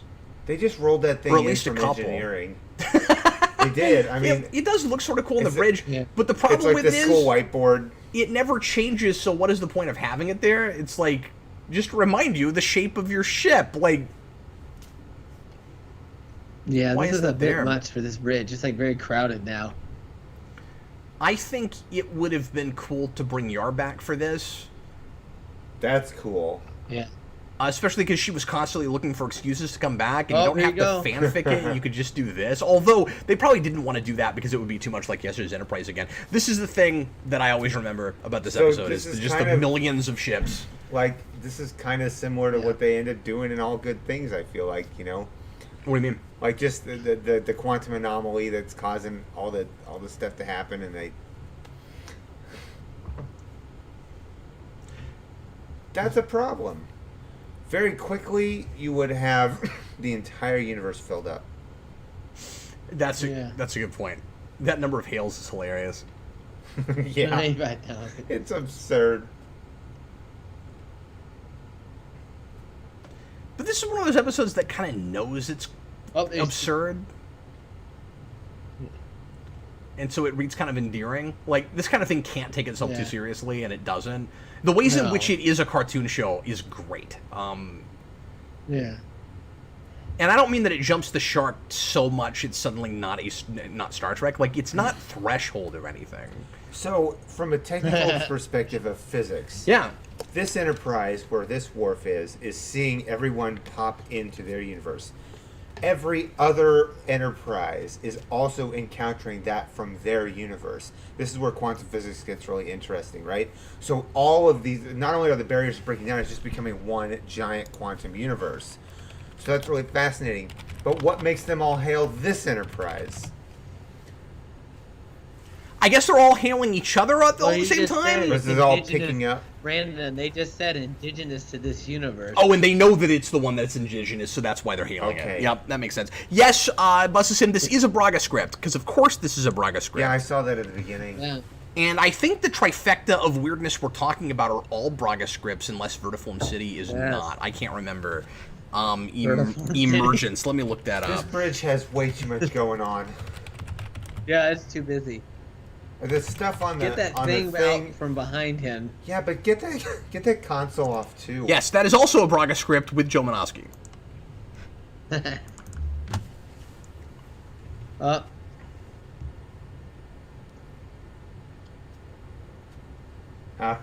Our data. He could not even be referring to data, and that would still make sense. Our data tells us the same thing. That's what our data says. Point. Data's got a point there. If I'm Picard, I'm gonna have a hard time not getting hung up on stuff like, why do you need all that crap on your bridge? Like, Yeah, we were like, what's Yeah, going like, on with your bridge number like one? what's going on in your universe, guys? Let's catch up. okay, are you guys like me? I get weirdly excited when I see a full-sized shuttlecraft on set. Yeah, it looks Oh, really cool. cool. This Yeah, one looks absolutely. really good. I love that. And Yeah. they're really following suit because TOS did it too, and TOS's looked really good also. Yeah, Or I did they don't know only if we build, ever like, got part Did we of ever it? get a full-size Delta Flyer set? I Or don't was it think- always just I like... don't think so, but I might be wrong about We that. did Okay. We did the back. I don't think we ever got a flyer. full-size runabout. I think it was Well, always just like and- part of it. And if we did that, it's always possible that they just digitally imposed it because they did that Yeah. with Voyager a few times, and it looked pretty good for the time, certainly when they did it in basics, and also in the Demon episode. I think they did it there too. Maybe there's a few times where you have people like to scale. You get to see people to the Voyager when it's landed. I forgot. Yeah. This is what spawns the shoehorn thing between them at the end. I was just talking about that earlier. Yeah, I forgot that. I was just well, I didn't remember it either. That's why I said like this must be the genesis of that. Okay, I missed that when you said that. And isn't that wow? That looks like. Did you Right. see the shadow work there? That's great. Look at that. Okay, that Okay, was I the think we're gonna have exact our favorite same part. angle Favorite part's coming out. as Here it when is. he leaves his log about Forcus He 3. just assumes it's the Bajorans. Well, yeah, because they're the bad guys. Enterprises. Here it is. So this is a neat trick. This is a neat trick, you guys, so that you don't have to do too much in redressing your busted down bridge. You just put a whole bunch of static on the screen and light it darker. They didn't do anything. to They the didn't do bridge. anything They at did all. Well, go back. Cinematographic, I'd like to see a little variety to the shuttlecrafts. I mean, we get more of that as we go along. I guess more with runabouts and stuff. So- But if you think about it, it would make sense that you would have, a few of like the same looking shuttlecraft on one ship, I guess. That is the worst looking explosion of the Enterprise that they ever had. Like, that's an antimatter explosion, and it's just it's a little ball of fire. Not like a Now, am I remembering this right, Adam? There are, just to this guy's question, there are a couple of different designs of shuttles on TNG, though, right? Like, they don't all look the same, I don't think. Yes. Okay, so they first. This they is a used cool shot. I know. The weird. That always stuck with me, too. The really curvy looking shuttle. They used that one because they wanted that was the whole idea of that was it really matched the curviness of the Enterprise D. But the problem was they couldn't replicate it like on a full size set, so it never matched the model. So then later on, they had the little pod that was like really really tiny that only like two people could sit in. And they used that for a long time. And then this is actually a modification of the shuttles they built for Final Frontier. Oh, good call. Yeah. I can see that now that you say that. So real quick, the other episode that, and like we've been talking about a lot of like weird episodes that this reminds us of, just because it's like what's going on? It's so weird. As far as like premise goes and overall feel, right? Like Remember Me, I think is somewhat similar to this in certain ways. It's more like cause and effect though, probably. Like that's probably the closest comparison in spending some time not knowing, with your characters not knowing what's happening. But in this case, it's us realizing something that our characters don't know yet, and in cause and effect. And in this, it's us having to figure it out along with our protagonist who doesn't know.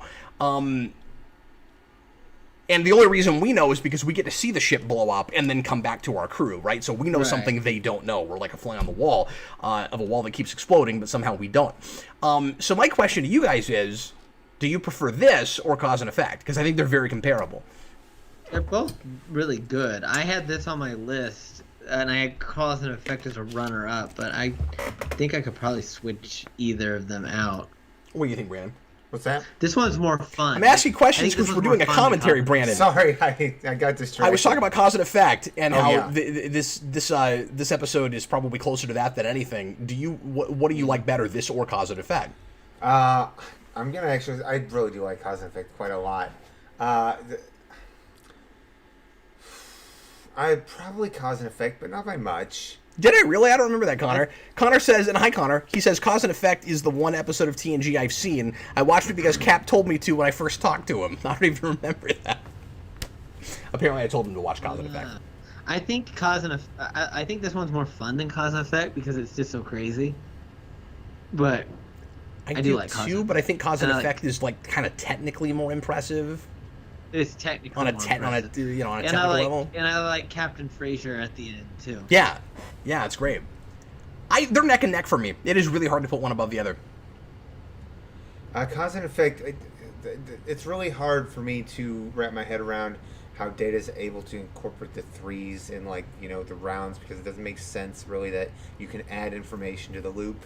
Me too, but the end of this is maybe a little too easy too. It's just not as hard to get your brain around it. It's really fun that they do that, and I correctly surmised, that blowing the hatch was gonna, help us get through this. And it's important to note that neither of them are like big, character progression episodes or learning a whole lot about anybody. They're both like weird space anomaly solve a technical problem episodes, which TNG's great at, and they're a lot of fun. And I don't know how much character work you could do in a show like this where especially in this episode where so many of your characters are from other universes, and we don't really care what happens to them. Right. But I meant to bring this up during the episode. What's up? What is it? I said especially Crazy Riker. Crazy Riker. He was too sad when he blew up. It would have been fun if we had seen more timelines that were altered because things happen differently in specific episodes, like kind of what if things. Because we got the opposite best of both worlds, right? Where Picard doesn't come back and the Borg have taken over. What if redemption went a different way, or what if there was another universe that turned out a lot like yesterday's Enterprise, and we saw that. Like there's a whole lot of different things. What if the war with the Cardassians was still going on?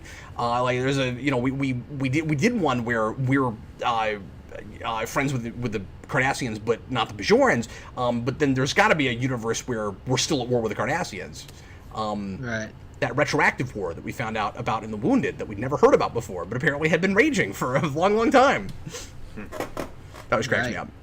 The war with the Cardassians is finally over. Oh, did I miss some episodes? What's happening? But I meant to bring this up during the show. How do you guys feel about that argument of this kind of thing discounts the universe you've been watching, because why have we been watching that one specifically?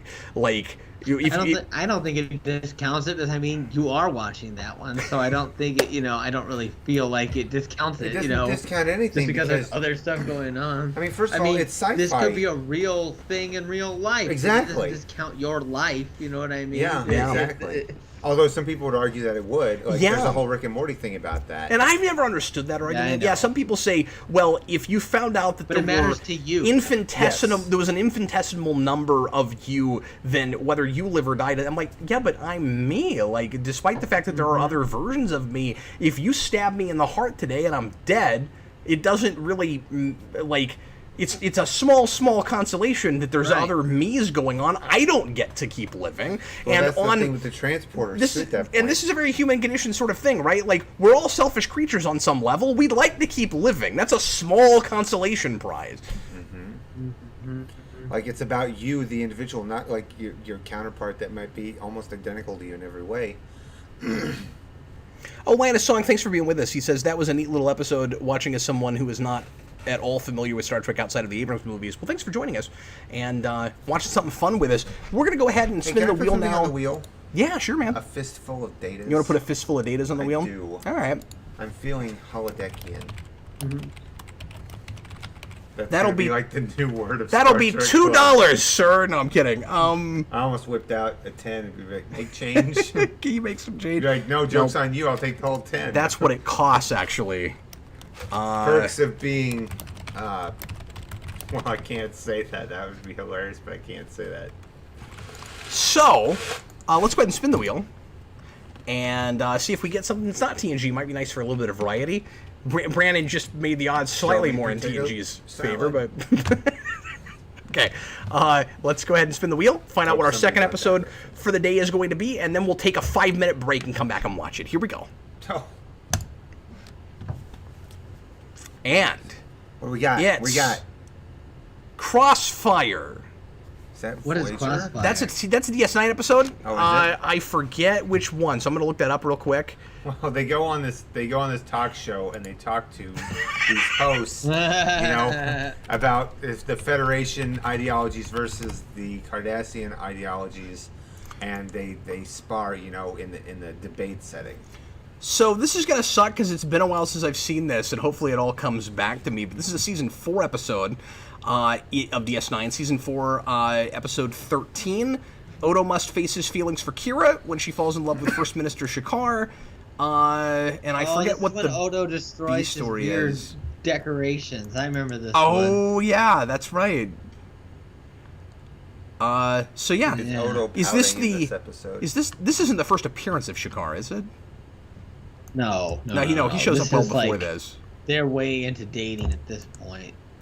This is a Renee Eshivara script. Oh no, this is Shakar. I'm thinking of Barile. No. Yeah, no Shakar. Shakar. Vedic No, Barile. Shakar appears in the episode Shakar. I forgot about that. Yeah. Look, it's been a while. Okay. Yeah. DS9 has turned into definitely one of my favorite shows, but it's so serialized that if I haven't seen it recently, there's a lot of stuff that just doesn't stick with me. And then once I start watching from any particular point, everything starts rushing back. Okay, so everybody go to season 4. So the guy. It's 13. I'm not sure who even... No, it's 12. It's episode 12 on Netflix. Wow. Yes. Okay, this will be weird to watch out of sequence, but we're going to do it because somebody put it on the board. And let's go ahead and Somebody put it on the board. on the Borg. Let's take a break, everybody. We're gonna take a 5-minute break, and if somebody pops in and is wondering what is happening in the comments there, just let them know. We'll be back in a little bit. All right.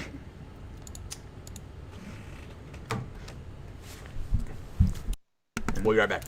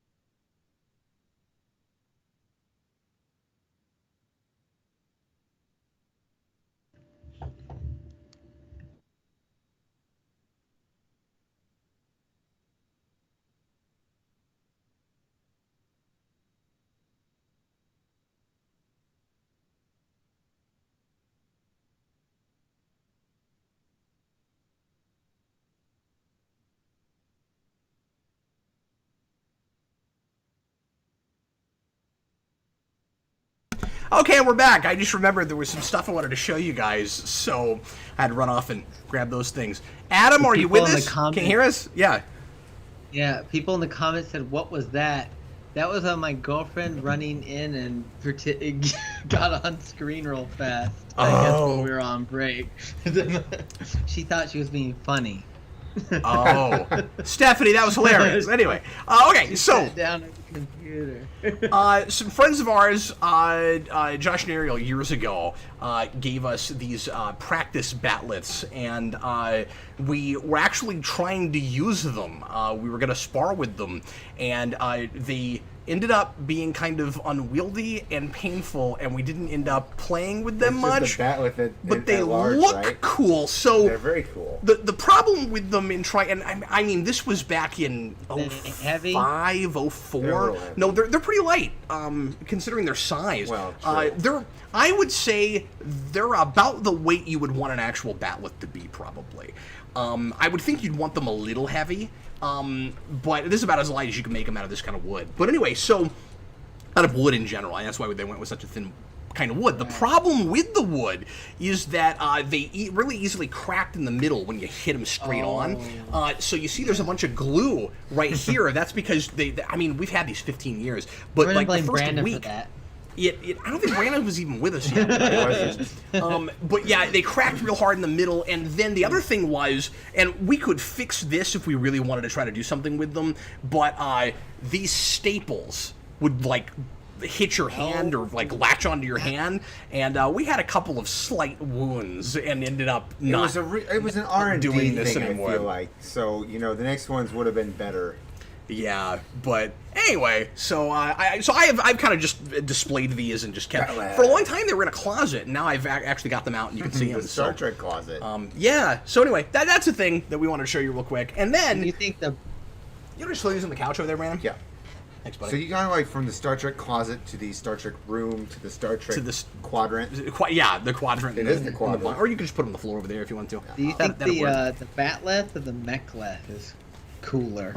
Oh, the batleth, easily. Yeah. I mean, I like the mechleth fine. I guess they're both unique enough things that don't exist in anything else. Yeah. Okay, this is probably a little too long for me to read all of, but I guess I'll just tell you guys about this. I was going to read this, but I don't know if we have enough time. Well, let's see. It's like 4 pages. I may skip around a little bit. Okay, so this is... You guys will just have to tell me what you think of this. So, I don't know if you've ever read this, Adam, but this is the preface for the motion picture novelization. And the motion picture novelization was written by Roddenberry himself. And this entire thing, really? Roddenberry wrote. Yeah. And I'm not going to say anything else until after I've read this, except to say, do yourselves a favor and read a little bit between the lines, okay? My name is James Tiberius Kirk, so he writes an autobiographical preface for the motion picture novelization. Kirk, because my father and his male forebears followed the old custom of passing along a family identity name. I received James because it was both the name of my father's beloved brother as well as that of my mother's first love instructor. Okay. Tiberius, as I am forever tired of explaining, was the Roman emperor whose life, for some unfathomable reason, fascinated my grandfather Samuel. So immediately, of course, this is contradicting what we'll do a lot later with Abrams' Trek, where Tiberius is a different thing. This is not trivial information. For example, the fact that I use an old-fashioned male surname says a lot about both me and the service to which I belong. Like, this is going to get real loopy, and not at all what Star Trek seems like later. Although the male surname custom has become rare among humans elsewhere, it remains a fairly common thing among those of us in Starfleet. We are a highly conservative and strongly individualistic group. The old customs die hard with us. We submit ourselves to starship discipline because we know it is made necessary by the realities of deep space exploration. We are proud that each of us has accepted this discipline voluntarily, and doubly proud when neither temptation nor jeopardy is able to shake our obedience to the oath we have taken. Well, he drank the Kool-Aid, didn't he? Some critics have characterized us of Starfleet as primitives, and with some justification. In some ways, we do resemble our forebears of a couple of centuries ago more than we do most people today. We are not part, and keep in mind that before motion picture, we never really went to Earth of 23rd century. We are not part of those increasingly large numbers of humans who seem willing to submerge their own identities into the groups to which they belong. I am prepared to accept the possibility that these so-called new humans represent a more highly evolved breed, capable of finding rewards in group consciousness that we more primitive individuals will never know. For the present, however, this new breed of human makes a poor space traveler, and Starfleet must depend on us primitives for deep space exploration. It seems an almost absurd claim that we primitives make better space travelers than the highly evolved, superbly intelligent, and adaptable new humans. The reason for this paradox is best explained in a Vulcan study of Starfleet's early years, during which vessel disappearances, crew defections, and mutinies had brought deep space exploration to a near halt. Oh, man. This once controversial report diagnosed those mysterious losses as being caused directly by the fact that Starfleet's recruitment standards were dangerously high. That is, Starfleet Academy cadets were then being selected from applicants having the highest possible test scores on all categories of intelligence and adaptability. Understandably, it was believed that such qualities would be helpful in dealing with the unusually varied life patterns which Starfleet crews encounter during deep space exploration. Something of the opposite turned out to be true. The problem was that sooner or later, Starship crew members must inevitably deal with life forms more evolved and advanced than their own. The result was that these superbly intelligent and flexible minds being sent out by Starfleet could not help but be seduced eventually by the higher philosophies, aspirations, and consciousness levels being encountered. I have always found it amusing that my Academy class was the first group selected by Starfleet on the basis of somewhat more limited intellectual agility. That's weird. It is made doubly amusing, of course, by the fact that our 5-year mission was so well documented. This is where things get really interesting. Due to an ill-conceived notion by Starfleet that the return of the Enterprise merited public notice. Unfortunately, Starfleet's enthusiasm affected even those who chronicled our adventures, and we were all painted somewhat larger than life, especially myself. Eventually, I found that I had been fictionalized into some sort of modern Ulysses, and it has been painful to see my command decisions of those years so widely applauded, whereas the plain facts are that 94 of our crew met violent deaths during those years. Come on. This is atypical. And many of them would still be alive if I had acted either more quickly or more wisely. What is he doing here? Just wait, it gets better. Nor, this is the last page, nor have I been as foolishly courageous as depicted. I have never happily invited injury. I have disliked in the extreme every-duty circumstance, which has required me to risk my life. I don't really understand that sentence, but there appears to be something in the nature of depictors of popular events which leads them into the habit of exaggeration. As a result, I became determined that if I ever again found myself involved in an affair attracting public attention, I would insist that some way be found to tell the story more accurately. As some of you will know, I did become involved in such an affair. In fact, an event which threatened the very existence of Earth. Unfortunately, this has again brought me to the attention of those who record such happenings. Accordingly, although there may be many other ways in which the story is told or depicted, I have insisted that it also be set down in a written manuscript, which would be subject to my correction and my final approval. This is that manuscript, presented to you here as an old-style printed book. While I cannot control other depictions of these events that you may see, hear, and feel, I can promise that every description, idea, and word on these pages is the exact and true story of V'ger and Earth as it was seen, heard, and felt by James T. Kirk. Sure. Roddenberry is saying, this counts, the movie does not. And I've not read this. I've just read this preface. But remember how hard he rewrote that movie and wasn't happy with early drafts and all of that, and then wasn't happy with what ultimately happened. He's going, what I did counts and what they did does not count. Yeah. Of course. Wow. Because stick it to the man. That was just a bizarre thing. He really got crazy in the 70s, man. Yeah. He did. I don't know what happened to him. Well, I mean, he definitely, I don't know. I have no idea. He was smoking a lot of weed, I know that much. But He's on his own hype. Yeah. That's what Hype and high. Yeah. Okay. Hype. Anyway, I wasn't going to read all of that, but then Brandon seemed interested, so I went ahead and read it. Isn't that weird? It's weird. Anyway, as I'm going through stuff that I'm finding in this collection I just bought, I will bring in stuff like that is interesting. So, let's go ahead and watch our last episode for this evening. It's Crossfire, season 4 of episode 12 of season 4 of DS9. And we are going to begin straight away. So, get a timestamp 0, get ready to press play when I say now. Brandon has not seen a great deal of DS9, so he's probably going to do a lot of paying attention, is my guess. Okay, here we go. Everybody, please press play right now. I just didn't want anybody to begrudge you not talking much, Brandon, because you may find yourself sucked in. There's Odo. He's on the screen. No. Oh, you're going to do that thing, huh?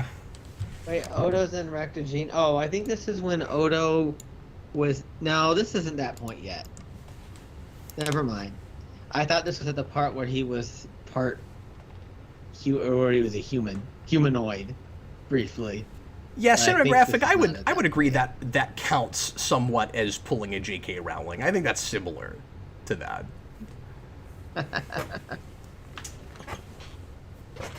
Yeah, why is he drinking coffee? He's not. He's getting it ready for Kira. Oh, that's right. Okay. Is he also going to sing jazz at her? So he still calls her Major.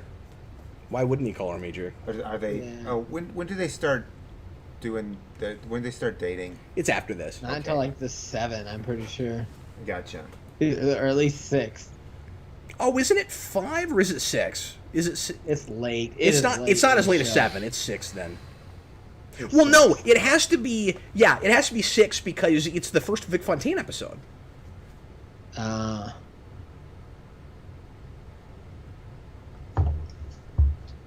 Public lewdness. And we don't bring him in until 6. Yeah. Busts him, is this when Kira was pregnant? I think this is during that period, or is that not till 5? She didn't look pregnant when she walked in, but I don't remember. But this is early enough in the season that may not have happened yet. I can't remember if that's 4 or 5, though. Yeah. I don't think that's still 5, right? I can't remember. I'm rusty. I can't remember. Gurandorg. Is this only... No, this is like the 4th DS9 episode we've done in Club, I think. Yeah. Yeah, maybe. I think. Because we did Impact Nor first, and we did Take Me Out of the Holosuite. There was one even before that we did. Yeah. But yeah, we're going to treat the Shakar thing as something of a love triangle. We did that, she already had the love triangle with Barile, but I think he's dead now. I think, in the craziest way possible, yeah. He had that bizarre surgery. Did we watch Civil Defense in Club together? No, that was me and you. That was me and you watching a show. I can't remember what the other one was we watched. It's not coming to me. I had it a minute ago, and I can't remember. Or did we also watch that in Club? I don't think we did though. Maybe we did. Yeah. I forget. I don't remember. Jason says this is the Matrix room. The Matrix room. Yeah, wait till they come back. What is the Matrix room? See, it's the Matrix room. Behind him? Yeah. I guess it looks like the Matrix, kind of.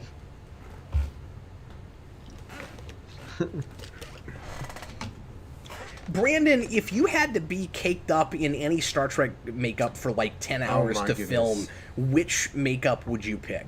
And it can't just be bumps on the head. It No, has to be a I complicated understand. one. I It has, understand. it has to be a complicated one that covers most of your face. Well, Kardashians or Klingons or actually, I'm going to say something along the lines of Bolian. No, Brandon would be a Bolian. I would not be a Bolian. I would be something along the lines of maybe her. I wouldn't be a Hirogen. I've heard those costumes were extraordinarily bad. They look really hard to live in. Yeah. Oh yeah. But there's some. Gosh, there's a few things. Maybe Armis. That's hilarious. That'd be kind of weird, wouldn't it? I really like Kira's dress uniform. I do too. It's classy, and I wish it's what she was always wearing, because it's a good dress uniform, but it's also just a good uniform. It's a good regular uniform, yeah. It's a more appealing color on anyone than what they usually have to wear. But I think, and I don't know if you agree with this, I think Kira looks best in the Starfleet uniform in the last season. Yeah, she looks good in that, but I don't like her hair in last season. Oh, you don't? I think it's okay. It's okay, but I like this haircut the best, I think.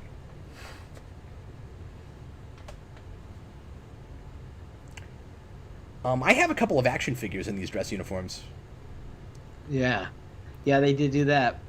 And they're still using the dress uniforms from TNG to cut costs, so they don't have the color flip that's in this show. So they have the primary color is the main color now again, because Voyager they're using did the old same dress thing, uniforms. too. Yeah. Noah, since we're talking about this, Noah says this is also his favorite Kira haircut. You know, they still use these dress uniforms, I think, even through the first seasons 5 and 6. Even when they've already moved to First Contact uniforms? They didn't have not until Insurrection happened did they get the white ones. Those dress uniforms. And somebody just mentioned they think those are the best ones. I agree. I love those. Yeah. And we use them again in Nemesis. Yes. So every time I watch DS9 with my wife, she complains about how boring this intro is, because you're just moving the camera around a space station over and over again. I like the intro. I do too. Do you like the original arrangement? She's not this, here or to more defend herself. jazzy arrangement that they have in this season better? Does it change? I never noticed that. Yeah, they add like a little it's like more of a beat behind it kind of and stuff. It But not sounds like Enterprise. more Not where there's in the suddenly first like couple a of like a seasons. drum track. Cause I've got faith of the heart. Yeah. That Rockman agrees with my wife and says DS9 has a weak intro. Even the show added ships and people on the station. And I don't know what exactly you do with it to make it a Trekkie enough opening. Like, I'm glad they do this and not, like, the Bab 5 thing where it's like... Because this would have been the one show where you could have seen, like, faces on the screen, like everything in the 90s was doing. But, I don't know, I think it might have been cool. You would have had to do something a little bit more dramatic and upbeat. Just shoot through the wormhole the whole time and make it half as long. Huh. I like the and then get to the station at the end of it. Too. You know, like, you're shooting through the wormhole, and it's just this person is this person, and this person is this person, and then the wormhole opens up, and then you come out of it, and then you see the station, and then, created by, and then that's it. Like, that's all you need. I think DS9 should have had a shorter intro than all the other shows. Mm-hmm. That's what I'm saying. And then Jason writes, la la la la, la la la la la. Jason, how many shots can you get of the space station? It's sort of a game. Like the Discovery intro. That's true. Where it's just background. It sounds like just background music from the show. Picard's that way too. Random discordant sounds. I mean, at least Picard has a melody, but it still sounds like it's sort of like if you made the Inner Light theme the theme for your show. Like, yeah, that'd be something else.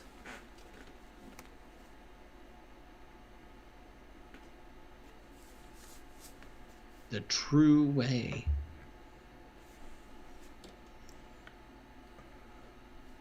I've always loved Odo's "you're stupid, go away" voice. It always ebbs and flows. You're like na na na na na na na na na na. Yeah. You need to get a better outfit. He's wearing like overalls. Oh my god, Hira should just always wear this uniform. Like, I'm I know, imagining it's great. Odo in it now, and everybody would look better in that. Like, all the Bajoran officers. Yeah.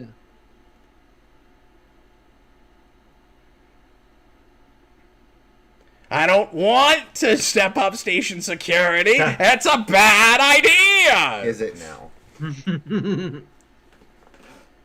And if you'll notice, if you go back to first season, Uh-oh. when he doesn't, Commander Eddington. oh no, Eddington, when he doesn't trust Eddington. or really believe in Cisco, he talks to Cisco that way a little bit early on too. It's like, oh, you're from Starfleet. If Starfleet would let me do what I want, just if they would let me bug Quark and throw him in jail arbitrarily all the time, I could cut corrupt. We'd get along just fine. It ain't easy being Odo. Oh, this is when Worf calls him out about all the crap that happened on the Enterprise. Yes. Oh, you mean when Odo calls him out? Yeah, calls him out on all the security breaches.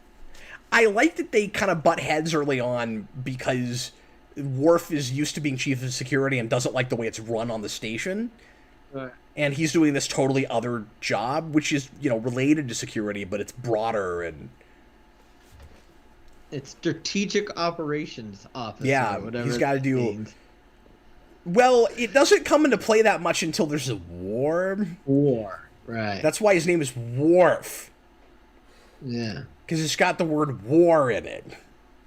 Colonel Worf. Colonel Worf. Is this before Worf moves on to the Defiant and turns it into his bachelor pad? Or maybe this is around when that happens. I'm surprised they're having this this conversation only 12 episodes into this season. Yeah. Or I mean, like that it took 12 episodes. I would have thought this would be like third or fourth episode. Right. This is, by the way, not too long after where we started when we were gonna do a watch through 4, because we started at Way of the Warrior, if you'll recall. Mm-hmm. Yeah. And we were gonna watch through the show from there, and then we ended up getting onto Breaking Bad. Yeah, and Breaking Bad was great. Wake up, Brandon! I'm falling asleep, man. I don't know what the deal is, but I'm falling asleep. See, Brandon hasn't watched DS9 because every time he does, he just falls asleep. I know what the deal is. I mean, Oh. it was that trip So I this- took. Yeah, you this just took a trip. guy that plays... I'm glad you're alive, Brandon. Over 2,500 miles. Brandon had a rough trip. He almost got killed. Well, He's okay now. it was a wonderful trip, but Except for the part where he almost died at the end when your yesterday. tire exploded. This morning at 2 a.m. See, he's got another crazy car story. It's just from today.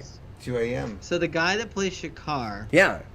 Shaka car. Rigger or whatever his name is, I don't know if anybody else remembers this but me. There was a revival of Zorro on TV in the 90s. I never He saw was that. Zorro. Oh, wow. Yeah. Like it was on like on the Interesting. Family Channel or something like that. Interesting. I'm not seeing it.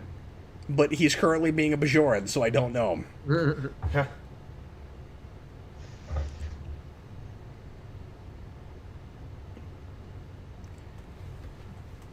He was in charge.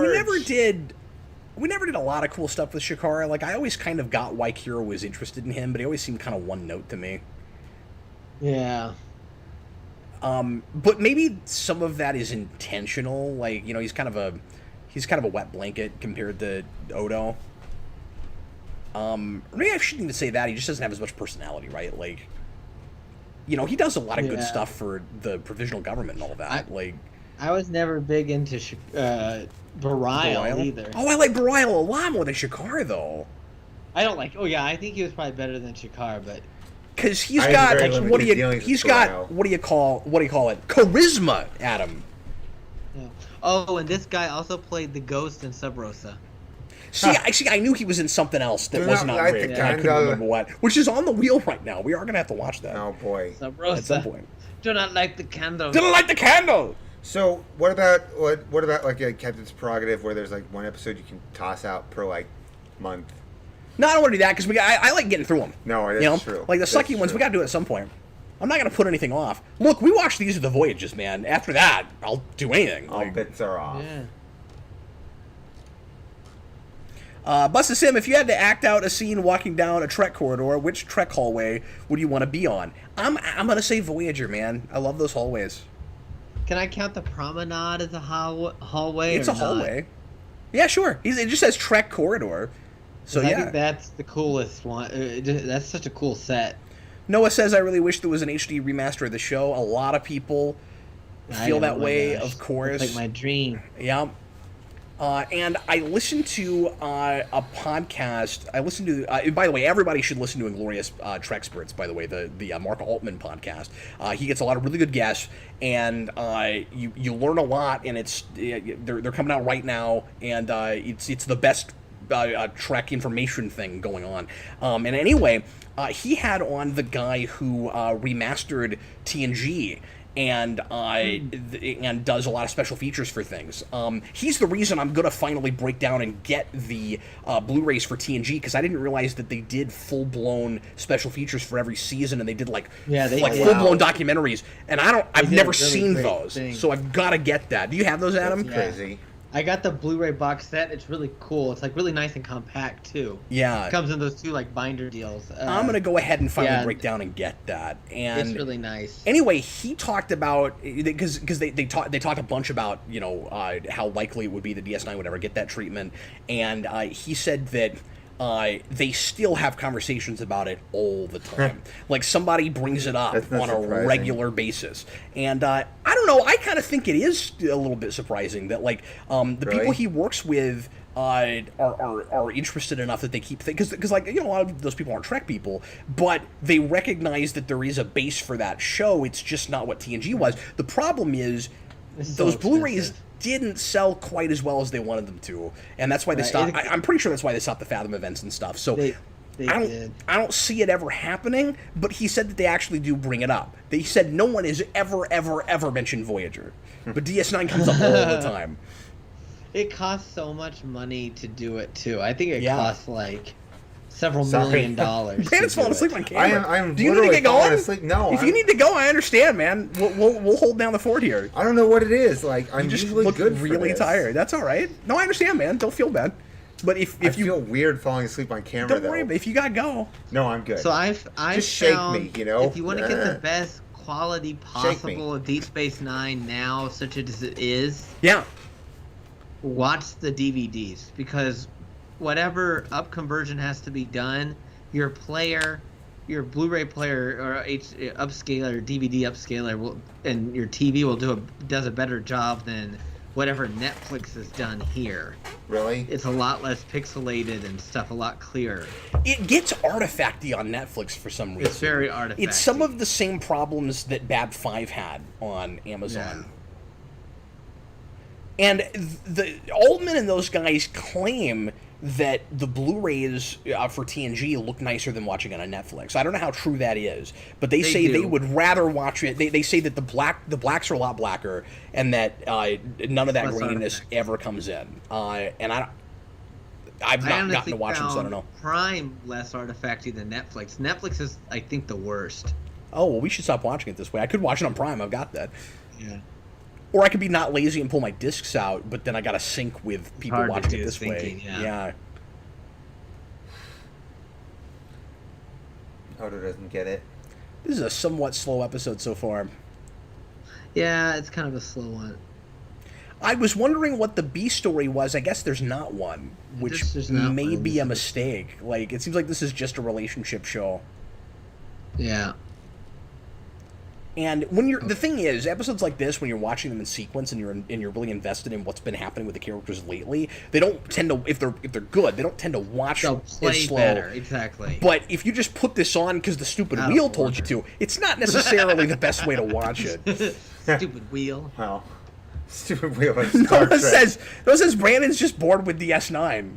No, not at all. That's why he's never watched it. I do like DS9. That's what I've seen. Adam goes because he's never watched it. No, I heard that. Yeah, I just chose to ignore it. I need something to prop my eyes open from schisms. The belt makes it. Yeah, the belt makes it worse. Take the belt off. Oh, Jay, in my Star Trek coloring, or one of my Star Trek coloring books, they have color the scene Schisms? from Schisms with the table I That's still dark. don't have Everybody those. standing around. I think really somebody dark. gave Great. me. You need to get I them. need to get that. I think somebody gave me the TOS one, but I haven't. There's actually 4 of them total. So Are there's, there really? there's I didn't know 2 that. TOS and 2 TNG ones. I need to order those And they're stat like then. half the show. No, it's I usually I'll it's not photocopy right that I it, so don't then I have can those. do it more than once. yeah. I wouldn't color in it because I want my Yeah. my Trek reference collection to be Yeah. as pristine as I can make it. Not that that's reference, but I put it in that category Yeah. because it's not a novel, you know. No. Busted Sim, I think the S9 has upscale issues because it's a darker show. That's true, and because it was shot on video. Yeah, it's the video thing that's really caused the upscaling. That's the big and it just doesn't look, I don't know why, but for some reason whatever they have done here is not as good as whatever your player does. Here's what I don't internally. It was a huge mistake to shoot DS9 on video when TNG was shot on film, and I don't No, they get. shot. They shot Deep Space Nine on film too, but they just did they? the editing onto video. Oh, I see. Yeah. Okay. Same Oh, problem, really? Okay, I didn't know Where that. it's all edited onto video. See, I thought they shot it on video in the first place, and it's just weird. We would tell. We could tell if it was shot on video. It would look really bad. It's weird that the show that we have upscaling issues more in the show that is overall more of a cinematic show. Right. That's unfortunate. But yeah, that was a common thing in the 90s for some reason. They would film it on film, and then they're like, well, we don't need to have it high res, and it's easier to do, editing, nonlinear editing or whatever, and just print it onto the video master to broadcast. So they didn't think ahead into the future when we would have this high definition median, I guess. Yeah, not at all. So Shakar is basically getting relationship advice from the guy that actually also wants to be her boyfriend. That's what's happening right now. So Stephen Murphy says those Robert Meyer Burnett interview and documentaries for the TNG Blu-rays are certainly worth buying them for. I'm surprised you haven't seen them. Same for the Enterprise documentaries on those DVDs. I didn't know that they had the kind of like tell-all Enterprise documentaries that they do on that until I listened to that podcast with the guy that did all the special features, because he did those too. And it had been long enough. It had been long enough since those. Since Enterprise, since that show, that everybody is kind of just speaking their mind and not kind of towing company line anymore or anything. So that's on the Blu-ray. Yeah, and I didn't know about that. I have. That's I have the interesting. Blu-ray. I need to watch those. Oh. Well, then if I don't buy those pretty quick, I may ask you to borrow them when we can see each other again, because I need to see those. I didn't know about that. Drop them off social distantly. That's right. You can just drive by my house, put them in the mailbox. Drive by and get out. No, don't do a drive-by. Just throw it at Adam. the window. Don't Let it, Right. don't do a attach don't do a brick to it, throw drive-by. it through the window. Look at this. Awkward. See, I think the Is whole that a problem. flying pod? I think the whole problem with this is just that Barile, this is just me, but like Barile and Kira's relationship was a decent one. I liked him. He was charismatic. I totally got what she saw in him. This guy, I kind of get what she sees in him, but I don't care that much about him. Like when Right. Barile got that condition and he had to get that crazy brain surgery, like The brain I thing. cared about Data brain. that. He had like a data brain. If that happened to this guy right now, I'd be like, okay, you know what I mean? Like he could get sucked out of an airlock, and I'm like, good for Odo. Like he gets to make his move now. Like I don't care about this guy, and that's kind of the problem. Is we've had two things. We got Barile before this, and the second thing that is problematic is I loved that guy. I can't remember his name. You'll have to remind me, Adam, because I'm sure you know it. I loved that guy that came back and was like the hero of Bajor who had like accidentally killed a guy, and that was the reason that Lee Nallis. And I wanted him to stick around, and That's Richard Bamer. they kill him off right away. And I was a always big wanted movie star in the Shakar 60s. to be that guy. Yeah. And that was the problem, is that they didn't keep him around. I always wanted that guy. I know. Because he was fascinating. That was the classic, a brilliant version of like throw a guy into leadership who doesn't want to be a leader, but is actually wonderful at it, even though it happens by accident. And Richard Bamer is a really good actor too. So that was or pretty good actor. So that was another reason why that was a memorable character too, I think. Yeah, wonderfully memorable. And was that the guy who ended up replacing Kira for like one episode, where he's the Yes. yeah, where he's the Replaces first Kira? officer? Yeah, they do this. Here. Yeah, they do this big, and I don't think it was the season cliffhanger, but they do this big 2-part episode. The beginning of season 2. They do this circle. That's the part of the search, circle. That's right. Or not the search. What the circle? The. I know what you're talking about. They are, but there's something like that. Yeah. The siege or something like that. But Brandon, they do this big like 2-3-part episode. Yeah. Where where Bajor forces her to leave, and then they replace her with Linalis, and a lesser show would have done all of that in one episode, and he sticks around for a little bit. I wanted him to stick around for at least a season, and it was really unfortunate that doesn't happen. Shoot, that would have been neat. It was the first 3-part episode in Star Trek, I believe. There you go. Star Trek history. Yeah, except it still sort of doesn't count because they don't all have the same name. It's weird when DS9 does something part 1 and 2 because they'll do 3-part episodes that all have a different title. Mm-hmm. And I don't know why they do that. I don't know why we never had a part 3 in Star Trek. A part 3. No idea. Busted Sim, couple things from him. He mentions that DS9 was also shot with widescreen in mind, so that would be the nice thing about updating it, because you can't do that with TNG, because all the stuff on the sides, they're weird. Oh yeah, there would be and boomed C-stands, and you get to see booms them in the remasters, some, which is kind of fun. But and then he also says, you know what I love about DS9 is the dark Trek. It's that it knows and respects the boundaries of Trek. We've talked about this a lot, and breaking out of those boundaries is treated as a big deal, both in universe and out. Yep, I agree. We won't rehash that because we've talked about that quite a bit. But. Yeah. I always liked Odo's office. I thought it was cool. And I thought it was cool that it was down on the promenade and stuff. Well, see, they thought about all this stuff because they're doing the Western Town thing. It needs to be right there because the sheriff needs to show up as something breaks out in the middle of the town. Crazy. That's why it's there. Just get one of those fusible links. That's what you need. What? You need a fusible link. I don't know what you're saying. Oh, it's a diffusible link. No, is that what you said? fusible link. I don't know what you're saying. Never mind. What does that have to do with Westerns or anything? What are we talking about? I mean, so I lost my train of thought. I had somewhere I was going with that, and I totally lost it. I don't understand. Okay.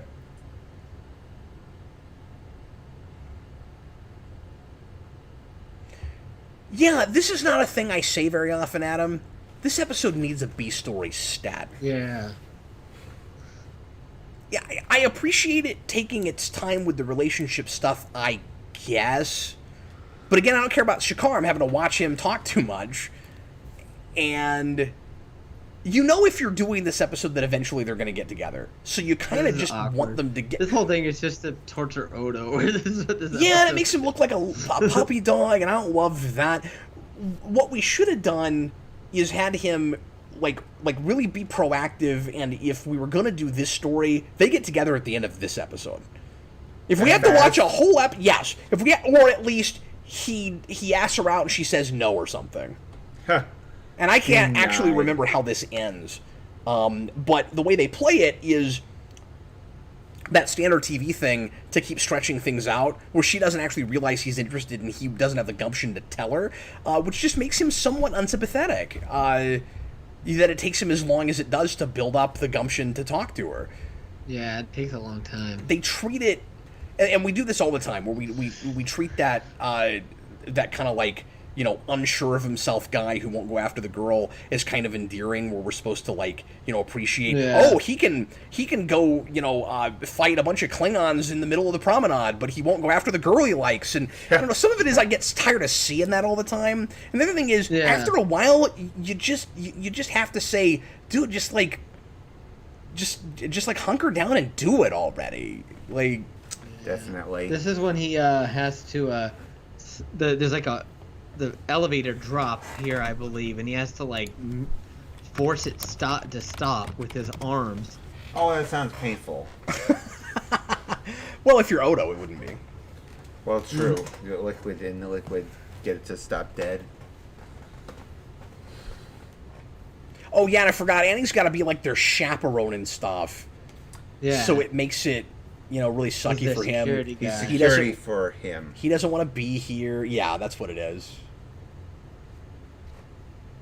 He's distracted for a moment. Oh no. I think, There's no falling in space. man, I think the word I have to use to describe this is maybe indulgent. They're not falling in space. Because there's that famous story about how the producers, and I forget who exactly, Ron Moore, whoever it was, are looking at dailies, and they go, oh my god, Odo and Kira have a sexual tension. There's a spark between them. They never wrote it. It wasn't intentional. They just go, oh, these actors in this scene, this is what they're playing, and maybe they don't even realize it. And they start writing to that.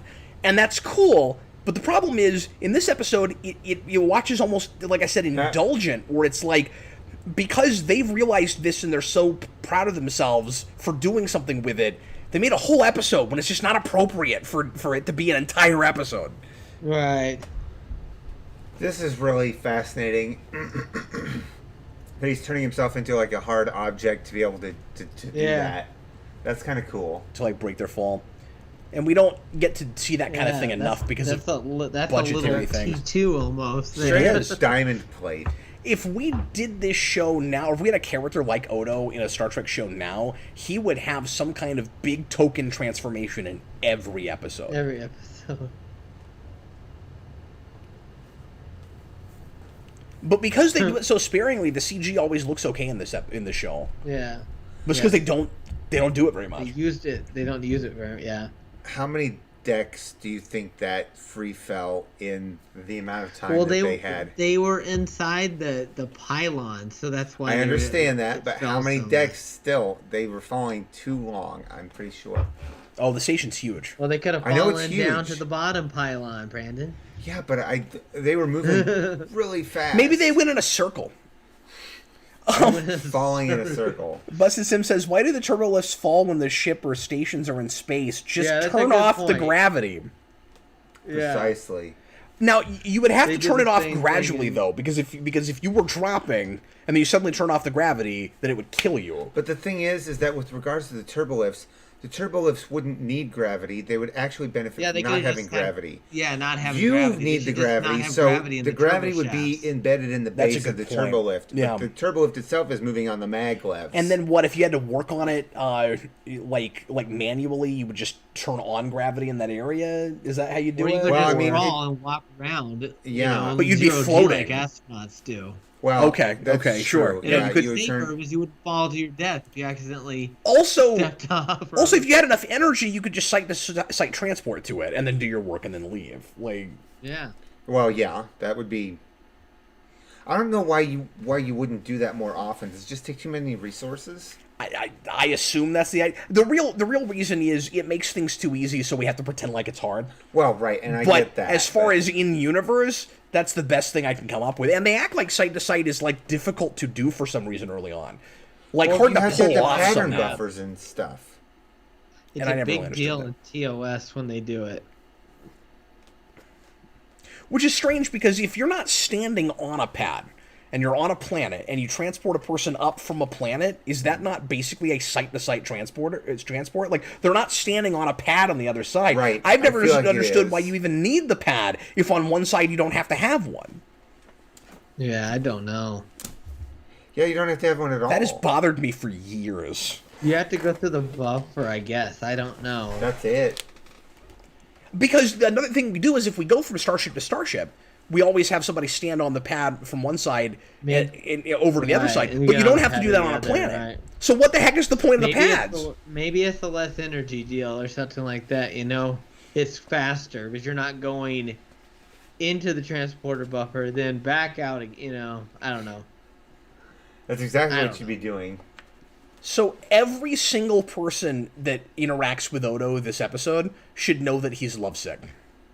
They should all be able to tell. Because he constantly just looks like a guy who's really upset that he has to watch his girlfriend dating some other dude. Like, you couldn't be more transparent than his performance in this. But to Rene Auberjonois' credit, how else do you play this? Because if you look fine with it, there's no episode. Right. God, this is boring. By itself, I didn't remember this being as dull as it is. I remembered it being boring. I was like, this is gonna be a boring one when we got it. We are having to come up with every other possible Star Trek conversation under the sun. Yeah. So let's talk about the sun for a second, shall we? Oh my God, the Brandon. sun Is a mass of incandescent gas, Why is a there gigantic pineapple? nuclear furnace. Busted Sim says this applies to that TNG episode Disaster, where we see a turbolift fall down a shaft. Yes. The turbolift shafts don't really need gravity in them. Yes, but wasn't that dramatic? We're all gonna die. I can't wait to get Disaster. But then we didn't get Picard singing Farajaka to a bunch of kids. Right, and we wouldn't get executive officer in charge of radishes. Radishes. I remember that kid's name. Patterson Supra. Yeah, oh man! It's such a How do you weird remember that? name. I bow to you, sir. That's amazing. And he goes, and they came up all weird. And Picard's like, I see. Yeah. Oh man. No, trust your instincts. There's no mystery left between you. That guy has no mystery. At No all. intrigue. At all. No international man of La Mancha.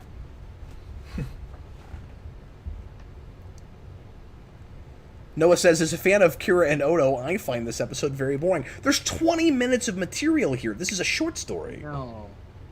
They should have had a... Yeah, I don't know what I was going to say. Never mind. I think this is the episode when Odo throws his bucket, too. Oh. Yeah, that's the thing, is it will get more entertaining when he freaks out in his freaks out, quarters. and Quark comes and talks to him. Yeah. When he has his Michael Keaton moment. Nobody throws stuff better than Michael Keaton. Nobody. Uh-oh. Buzz is saying this is a DS9 episode that Wait, why needs does Odo the need stuff to it was breathe? built on to be Why is he anywhere near to breathing? good. Because he's got to act, you know? Because he's an actor. That guy was real surly. Did you see that guy? What was this?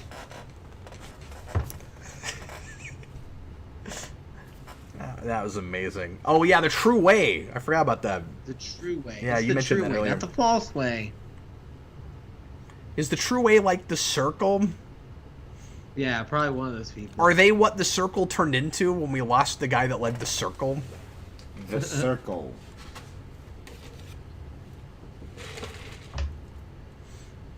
Why do you have an abandoned cargo hold? I feel like you should be more secure, you know? It's not Babylon 5 where half the station is like...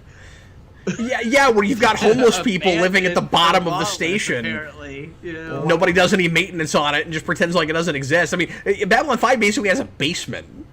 Babylon 5 is so insecure that they lose an entire level and they don't realize it. Like, they're It's just, amazing. Oh, the plans were wrong. Now, How are the plans in wrong? their defense, oh, that was He awesome. broke. When he wow. cracks that. Monitors, yeah. Now, in Bab Oh. 5's defense, that station is way bigger than this station. It's way bigger than Deep Space Nine. Oh my god. Okay, Wow. that was cool. Actually He flipped seeing out. one of those consoles crack like that is pretty freaking Shattered. cool. That was awesome.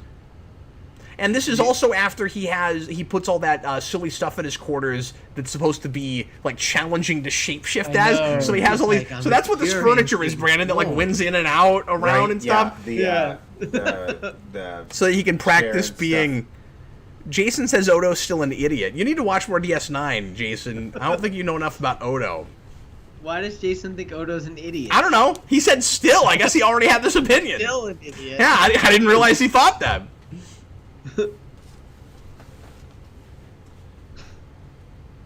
Love isn't always on time. No, no, no. Wait, Odo or Quark's wearing a onesie. He's Well, that's wearing- Star Trek. A lot of people wear pajamas onesies. is a onesie. Hey, Odo, why don't you shapeshift your hair back in place? Yeah. He's like, I'm having a Disheveled. bad day. Like, what is he doing? He's like, He "Oh, really did.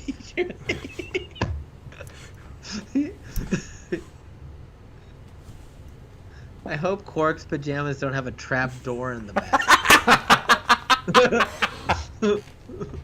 What if it's zippered? This whole viewing was worth it for that line, Adam. This is a well-written scene, but everything with Quark and Odo usually is. Yeah. Listen, Sim, haha, Quark just has the security code to Odo's quarters. Now, to be fair, we never have a lot of security, even on DS9, when it comes to people walking into people's quarters, like, except for when we decide we need that. But it is way too easy to get into people's places. Especially if you have clearance, right? You're just in there all the time. Yeah, but sometimes people will break into quarters and will never talk about clearance just so that they can be nice and drop off a present or something. We do that in TNG all the time. Where, like, somebody will come into quarters and be like, oh, how nice, he gave me flowers. And I'm like, how did he get in your quarters? That's not how that should work. Like, on a starship. Clearance. Worf is not doing his job. That's why he's getting beat up all the freaking time. I don't like that shot with that hairdo. No, it's so emo. We'll have Emo Odo. We'll just rename him Emo. He's Constable Emo. That's Emo. He can hang out with Tupac and Hulu and Netflix. So I'm reading a lot of Busted Sim, but he's been giving a lot of good comments related to this episode. From what I recall, there was or just the show in general, there was a big discussion about that strand of Odo's hair. It's supposed to represent something to do with Ronin or something, if I recall correctly. Well, that is ridiculous. Ronin? Like the 47 Ronin? That kind of Ronin? If that's the case... Do they mean Romulan and Remus? No, I think he means Ronin. Like for Japan. That's him. That is them being really pretentious if that's the case. Oh my goodness. But there's this weird self-seriousness about this episode where it's like they're just assuming we're all gonna care about this, and that's why I'm calling it indulgent. Like I'm not already on board with what they're interested in, and they don't get me there. I'm being way more critical of this than I thought I would be, but as we're watching it. I'm having the same experience I think I usually do watching this, but it's worse out of sequence. I always thought it was cool. They have like a full desk computer console thing in all their quarters. Now, she was playing solitaire until he walked in. Yeah, she was. She was Minesweeper. She should. Kira needs to right get... back. Okay, we'll see you later, Brandon. He's going to go take a quick nap. He'll be right back. No nap. I think, Adam, that Kira needs... more than one outfit when she's not on duty. She has one street clothes set, and she's been wearing it for 4 years now. I know. Oh, this is all passive-aggressive. I'm cutting you off. Well, your line is, I've fallen in love with you, and it's inappropriate for us to work together. That's your line. Well, you could have said... I'm busy. This is very soap opera-y. Yeah. Well, you could have said, I don't love you and I don't want to see you anymore. That at least would have been respectful!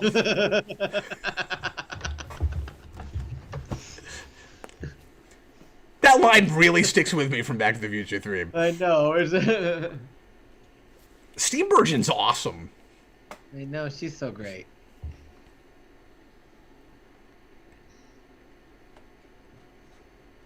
Damn it! Yeah. Let's assume Odo and Kira might be the first will they, won't they, when they're better when they actually do. Yeah, it's definitely one of them. Although I would argue that a lot of those wait so long that you don't even get to see that happen for any amount of time. Right. I think you could argue Lois and Clark had that too. Like, yeah. I think once they get married and we finally get past that, I mean, some of those later episodes are even hokier than some of the early ones, but I kind of think that, I don't know, it's been a while since I've seen season 4, but I think that show was more finding itself even in its last season. But I could be wrong about this. It's been a while since I watched that. Did you ever watch Lois and Clark? I never watched it. He just said, oh, you didn't? Pedro witness to the Federation. I was going to have to say, Pedro must stand alone. That's a show I gotta show you some of, just because you'll have a weird retroactive nostalgia for it, being such a 90s TV fan, I think. Yes. That seems like a thing you would have been I've into. seen a few episodes of it when I was like on the reruns on like Sci-Fi Channel, I think. Okay. Well, I've got it, man. And it's on DC Universe for however much longer we're gonna have that. Oh yeah, they're gonna roll that into HBO Max. Oh, definitely, yeah. They just fired everybody that works there. Oh. Oh, he put soundproofing in for him. Oh.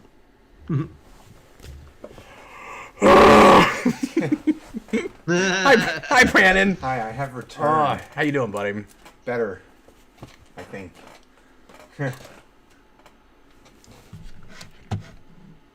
Oh, it's almost over already. Yeah, this is the end. Okay. That's it. That's all you get. That felt like 2 scenes. Really long, boring scenes. It's a weird shot. Okay, we get it. Odo likes her, and he doesn't say anything. No, that tripping hazard. That ended kind of worse than I even remembered. Like, there's no sense from her part whatsoever that he's interested. There's hardly any arc there. Yeah. You could call that a character that refuses to change, but not in an interesting way. You know, you could say that's a flat arc, but like, it's not like a good one. I don't know. All right. Well, anyway. Okay, let's go ahead and rate these episodes while I try to wake up, and Brandon and I will just punch each other in the face a few times so that we can. I don't know what it is. Like something in the air. Tom says, "What was the point of that?" So we're gonna go ahead and start doing some rating, guys. If you've not watched with us before, we rate our episodes on a 0 to 4 scale. 0 is what am I doing with my life, and 4 is I don't know why I ever do anything but watch Star Trek. And you can in between put in 0.5s if you want to, 1.5 to 2.53, etc. And we're gonna begin tonight, as we often do, with Adam Meredith. You guys start rating in the comments if you're watching live, if you'd like us to read your ratings, and feel free to put a little bit of an explanation if you want to as to why you're rating them that way, but don't feel the need to do that. And don't write us a book, because you don't have time to write it, and we don't have time to read it, because I already read 3 pages of a book tonight, and that set us back a little bit. So you did, Adam, it's your fault. It's your fault I read all of it. It was worth it. It was, though, wasn't it? Kind of interesting. I think I'm gonna have to. Interesting I'm in a torn. train wreck kind of way. On parallels. What'd you It's say? either a 3, 5, or a 4. You were gonna go all the way to a 4 on parallels? Yeah. Wow, that's Wow. amazing. Yeah. Did it make your top 10 I really like list? parallels. It's a lot of fun. It did. It did make his top 10. So Yeah, it makes made my sense top that he 10. would be thinking toward Okay, a 4. just checking. Yes. So maybe a 3.75. It was low on. It was like my 10th on my top 10. Yeah, I think it was 9 or 10. Yeah. Yeah. 3.75, I guess. What do you give? What's the difference? And how do you name an episode Crossfire that has no action in it whatsoever? I know there's no action in it. And I don't need big title actiony do you episodes, remember but the that- title's Do you stupid. remember that game there was in the 90s with Crossfire. Crossfire. Oh, I do. Yeah. Yes. You click the little things. I love that game. Oh, I sure do. This movie it makes me think of So that. what do you rate Crossfire? I don't know. Do I it. guess a 2 maybe? Sure. I don't know. You're generous. Maybe a 1.5 maybe. It wasn't very good. It's really not. There it is. There's Crossfire. The ultimate Hey, remember that? Yeah. Crossfire! I played that one time at a friend's house. Yeah, they used to I show played it a couple of times. that on Nickelodeon every single day. That and Mousetrap. See, I never played that. And do you remember those block things? I only built like it. Legos or whatever that were like glow in the dark and stuff, and we like link them together. The actually, I looked those up a couple of years ago. Yeah, they linked together, and you could flex them and like flex block or Yeah, something. they flexi blocks or what? Yeah, Flexi blocks. Flexi blocks. It would show those every single day too. Okay, so what we just that 30 seconds was a lot more entertaining than that whole episode was. Crossfire! Yeah, that was not good. Yeah, that was a 1.5 for Crossfire. It's not. It's just padded out way too much. Okay, Brandon, what are your... plays better, like you said, in sequence. In sequence. But even when it aired, I remember thinking it was kind of boring. Brandon. When I was a kid, I was like, this isn't very interesting. What are your ratings, sir? Well, it's going to be like a 3.5 for the first one, and then like a 1 point Z for Z? A 1.8? Snooze Fest. Oh, I see. That- You're saying because it was a snooze I'm going to go fest. 1.75 on the I second get episode. it now. 1.75. I didn't particularly care for it, and that's why I felt I could walk away from it. I thought it was like an algebra variable. 1.Z. We got to plug in for Z. Okay, so For Z. I'm right with you guys. Parallels is a 3.5. I can't go all the way to a 4 with Parallels. I just can't bring myself to do that. But we talked at length about that.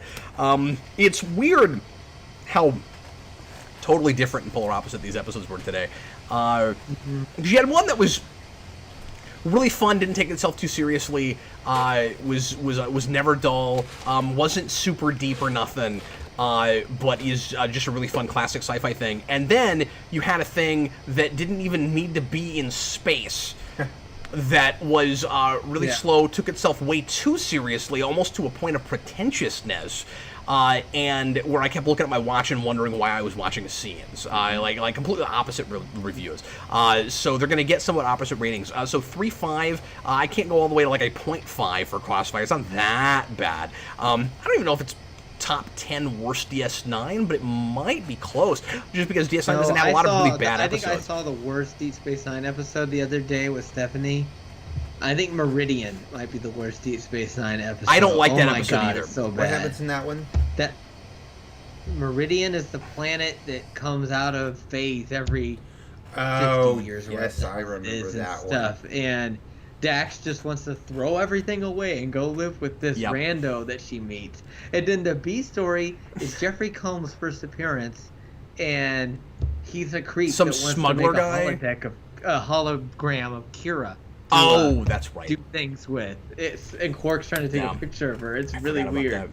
It's terrible. No, it definitely wouldn't make the top 10 because there's at least 3 or 4 first season episodes that would be on that list, right? And then you've got favorite Times Orphan. Times Orphan. I was just about to. How do you not mention that? And then you got the stupid Risa one with the weather machine. That episode is terrible. Yeah, like it's bad with a capital B. I'm gonna give this a 1.5 though. I think I have to go even farther lower than a 2 just because it's not even like, you know, a medium middle of the road thing. It's like I didn't need that. That whole thing could have been done in a previously on DS9. All I would need is Odo is sad like because Kira is dating this other guy and he doesn't have the gumption to do anything about it. Last time on Star, and then you just move on. That's all you need. You know what I mean? Last time on Star Trek. That's it. That's all you need. Right. Okay, well, let's find out what everybody else says. Lots of ratings, guys. Thanks. Busted Sim, 3.9 for Parallels, 1.5 for Crossfire, and then Noah O, Parallels 3.5, Crossfire 1.5. A lot of 1.5s. People agreeing with us. Daniel, Parallels is a 3, Crossfire is a 2. Jason, that Worf episode about cake. A 3. That Odo episode where he loves Major Kira, 2. That comment where I don't know episode titles, 2.75. I love Jason. I love your comments, buddy. My kid is always escalating the enjoyment of the show, and he's not even in this room. Busted Sim. Oh, we got to him. Stephen Murphy, Parallels 3.5. Crossfire 2. I just want to say it some more. T-Edge 1, first episode 3.5. Second one 1.5. It was okay, but did I miss something? Nothing happened. You didn't miss much. No. You missed the initial setup from a previous episode, which was, oh my god, really? Odo is in love with Kira. That's all you get. Yeah. Solar Dragon, the only thing I remember about Crossfire is Odo putting himself in Kira's friend zone. That you said it best. That's exactly what happens. They should. You know what? You know what a better episode title would have been? Does it happen that way? Friend Zone. Lioness Song Parallels is a 3. Enjoyable and was fun to see what would happen next. Crossfire 1. Man, that episode was pointless. It was. Solar Dragon Crossfire 1 out of 4. Parallels, 3 out of 4. Lana's song, I have very little patience for love triangles that exist only because someone is too afraid to say how they feel. I feel exactly the same way about that. Yep. And here's what's really weird. I just had this thought. Tell me if you agree with this, Adam. The same show depicts that idea in 2 completely different ways, expecting the audience to react in 2 completely different ways. So with Odo, it's supposed to be endearing that he's got the puppy dog thing. When we do it with Rom, he actually kind of has to pay for it a little bit, and he's forced to finally, in the same episode, make himself do something about it. That's Dr. Bashir, I presume, where he is like the whole time with Lita, he cannot like there's a love triangle with Zimmerman. And he can't bring himself to tell her, and she keeps giving him. And this is kind of classic stuff.